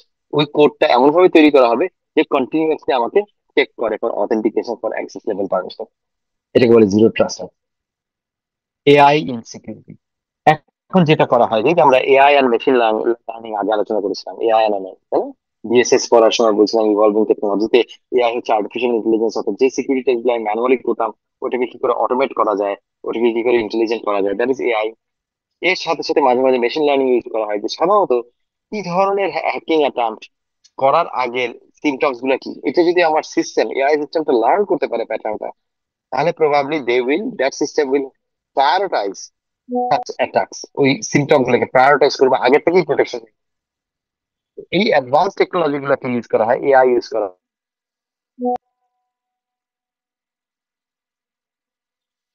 সিকিউরিটিটাকে স্ট্রেনথেন করার জন্য, AI with ML, machine learning, predictive analysis করা হয়। আগে প্রেডিক্ট করা যে এই ধরনের সিস্টেম, এই ধরনের সিমটম যতবার দেখেছি তার 80% কেসে দেওয়া যায় না। এই সিমটম যখন দেখা যাচ্ছে তার মানে হচ্ছে কি এটা অ্যাটাক হতে পারে। তো আগে থেকেই কিছু কিছু জিনিস প্রিভেন্টিভ করে ফেলা, বন্ধ করে দেয়া। তো এইটাকে বলা হচ্ছে কি use of AI in security. Clear?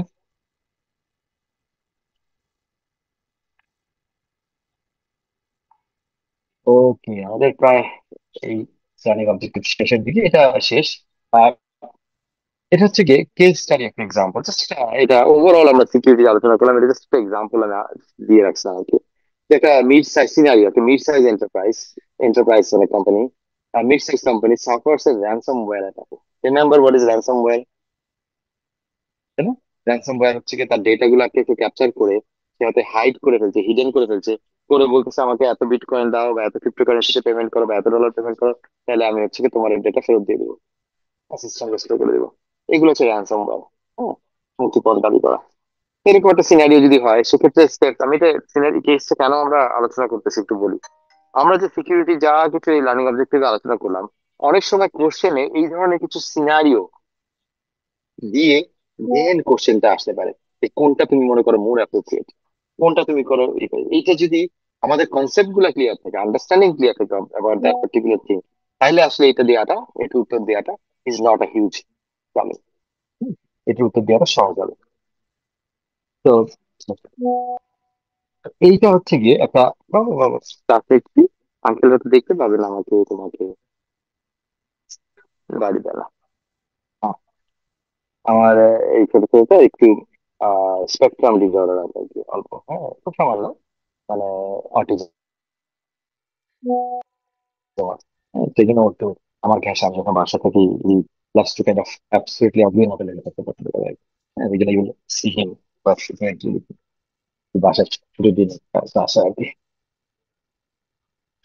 তো যেটা হচ্ছে যে এরকম একটা মিড সাইজ এন্টারপ্রাইজে যদি র্যানসমওয়্যার অ্যাটাক হয় সেখানে তারা কি কি স্টেপ নেবে? Immediate containment using backup systems. Containment, remember containment. তার আগে ডিটেকশন হতে পারে, যে ডিটেকশন হয়ে গেছে, যেহেতু সাফার্স ফ্রম র্যানসমওয়্যার অ্যাটাক বলেছে, সাফার্স ফ্রম, তার মানে ডিটেকশন হয়ে গেছে। তার মানে আপনাকে মাথায় রাখতে হবে, আমরা যে একটু আগে আলোচনা করলাম এই জায়গায় ইনসিডেন্ট রেসপন্স প্রসেস কি প্রিপারেশন, নিশ্চয়ই এই অর্গানাইজেশনটা প্রিপারেশন আছে এন্টারপ্রাইজ। সে ডিটেকশন হয়ে গেছে বিকজ অ্যাটাক সে অ্যাকনলেজ করছে, দেন সে কি করছে? কন্টেইনমেন্ট করছে, ইরাডিকেট করছে, রিকভার। দেখেন এখানে immediate containment using backup system, যে ব্যাকআপ সিস্টেমটাকে ইউজ করে এই সিস্টেমটাকে অফ করে দিচ্ছে, ব্যাকআপ সিস্টেম চালু করছে। তার মানে সে কি করছে? যেটুকু অ্যাটাক হয়েছিল ওর মধ্যে কন্টেইন করে ফেলে।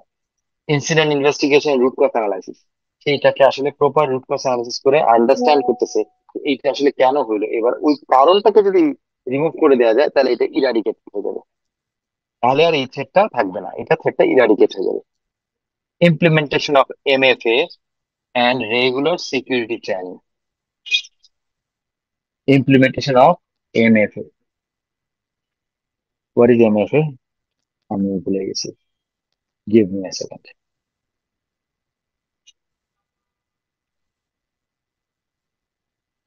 এরকম হয় আসলে, এগুলো তো একটু থিওরিটিক্যাল আলোচনা,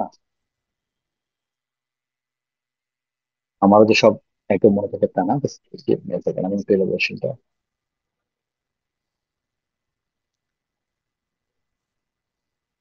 এমএফএ, এমএফএ,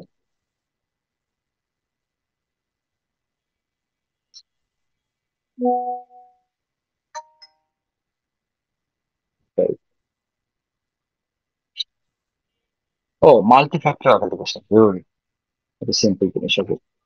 সরি বাবা। এমএফএ হচ্ছে কি implementation of multi factor authentication. ওই যে আমরা টু ফ্যাক্টর অথেন্টিকেশনের কথা বলছি, সিম্পল জিনিস, মাথায় আসছে না।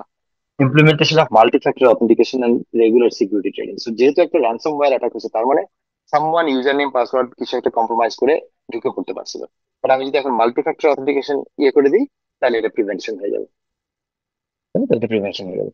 আউটকাম হচ্ছে গিয়ে এই যে কাজগুলো করার পরে faster recovery and reduction, reduce future risk, এটা হচ্ছে আউটকাম। তো এইটা একটা just আমি যেটা দিলাম জাস্ট জাস্ট ফর আন্ডারস্ট্যান্ডিং। যে কোনো কনসেপ্টকে আমাদের যদি এরকম নজর থেকে আমরা একটু পড়ি এবং এরকম নজর থেকে একটু যদি আলোচনা করি বা নিজেরা পড়ার সময় যদি চিন্তা করি, তাহলে probably will get the full context of threat mitigation এবং তার অ্যাড্রেস, যেটা ইনসিডেন্ট ম্যানেজমেন্ট যেটা করলাম সেটা, এবং তার আসলে তাতে আমি কি বেনিফিট করলাম, তাতে আমি কি বেনিফিট পেলাম, এই সিকোয়েন্সে জাস্ট নিজেকে রিভিউ করা প্রত্যেকটা। সো দ্যাট কোশ্চেন যদি সিকিউরিটি নিয়ে কোনো কিছু আসে এই ধরনের সিনারিও দিয়ে, উইল বি বেটার প্রিপেয়ার্ড ইনশাল্লাহ। গুড। এখন পর্যন্ত আজকের ক্লাসে কারো কোনো কনফিউশন, কোনো কোশ্চেন, কোনো কিছু,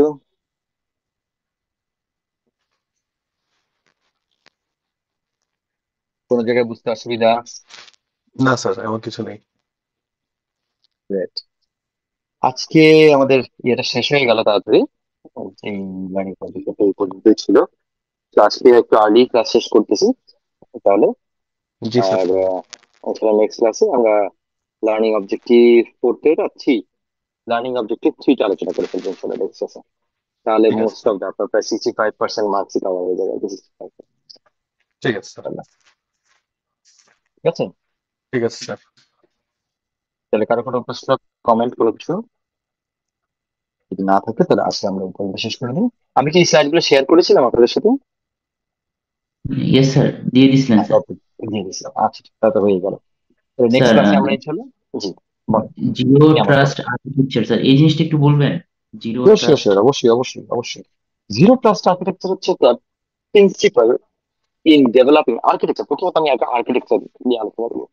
আর্কিটেকচার, সফটওয়্যার আর্কিটেকচার বা সিস্টেম আর্কিটেকচার যখন আমরা বলি, মানে হচ্ছে কি, বিল্ডিং এর যেমন একটা আর্কিটেকচারাল প্ল্যান থাকে, ওই বিল্ডিং এ সুয়ারেজ কোন দিকে যাবে, আমার ড্রেনেজ ওয়াটার কোন দিকে যাবে, আমার ইনলেট ওয়াটার কোন দিকে যাবে, ইলেকট্রিক্যাল কানেকশন কোন দিকে যাবে, সব প্ল্যান থাকে না? আমার রুম গুলা কিভাবে হবে, দরজাগুলো কোথায় থাকবে, উইন্ডো গুলো কোথায় থাকবে, দরজাটা খুলে সেই দরজাটা কোন ডিরেকশনে খুলবে, এরকম সবকিছু থাকে। ঠিক এরকম একটা সফটওয়্যার ঠিক এরকম একটা সফটওয়্যার ঠিক এরকম একটা সফটওয়্যার ডিজাইন করার সময় তার প্রত্যেকটা মডিউল তার সাথে কিভাবে ইন্টারাক্ট করবে, কি প্রসেস ফ্লো করবে, কোথায় কোথায়, যখন একটা ইউজার একটা লেভেল থেকে একটা লেভেলে যাবে তখন কি চেক করা হবে, ইউজারের কোন ইনফরমেশনটা মনে রাখা হবে, কোন ইনফরমেশনটা মেমোরিতে রাখা হবে না, এই সমস্ত কিছুকে আগে থেকে একটা আউটলাইন ডিজাইন করা, ঠিক একটা আর্কিটেকচারাল প্ল্যানের মতো। তারপরে এটা কোডাররা কোডিং করে করে ওই আর্কিটেকচারকে ফলো করে আসলে সফটওয়্যারটা তৈরি করে। জিরো ট্রাস্ট আর্কিটেকচার মানে হচ্ছে গিয়ে তার প্ল্যানিং লেভেলেই, এই সফটওয়্যার আর্কিটেকচার লেভেলেই এই অ্যাজাম্পশনটা রাখা, এই হাইপোথেসিসটা রাখা, we won't trust any transaction, anything without authentication, without double checking। তার মানে ওই সফটওয়্যারে যত রকমের ফাংশন থাকবে, যত কিছু থাকবে, সবকিছু সবকিছু কি করবে, যে প্রত্যেকবার সে ভ্যালিডেট করবে, রিভ্যালিডেট করবে, চেক করবে। এই যে আর্কিটেকচারাল স্টেজে এই ট্রাস্ট, জিরো ট্রাস্ট, কোনো ট্রাস্ট না করার মেকানিজম রাখা, এইটাকে বলা হচ্ছে জিরো ট্রাস্ট আর্কিটেকচার, যে সফটওয়্যারটা সবকিছুর মধ্যে ডাবল চেক করবে। বুঝে গেছে? Yes sir. Okay, ঠিক আছে, চলো। আচ্ছা, কেউ একজন করে ইমেল অ্যাড্রেস দিচ্ছেন, ডু ইউ ওয়ান্ট, মানে আমি তো পাঠিয়ে দিয়েছি, ওই যে এখানে মামুন সাহেব যে ক্লাসের লিঙ্ক যে ইয়েতে থাকে, ওটাতে রিপ্লাই টু অল করে আমি পাঠিয়ে দিয়েছি। তো যদি কেউ না পেয়ে থাকেন, জাস্ট আপনাদের পিয়ার কারো কাছ থেকে একটু চেয়ে নিন, হোয়াটসঅ্যাপ গ্রুপে কোথাও। আর এখান থেকে যদি না পান তাহলে আমাকে বলে নিন ইন্ডিভিজুয়াল, যে আমি করে পাঠিয়ে দেবো। জি স্যার, আমি শেয়ার করে দেবো স্যার। ঠিক আছে, থ্যাংক ইউ সো মাচ। ওকে, তাহলে আজকে আমরা এই পর্যন্ত রাখি, তাই না? জি স্যার।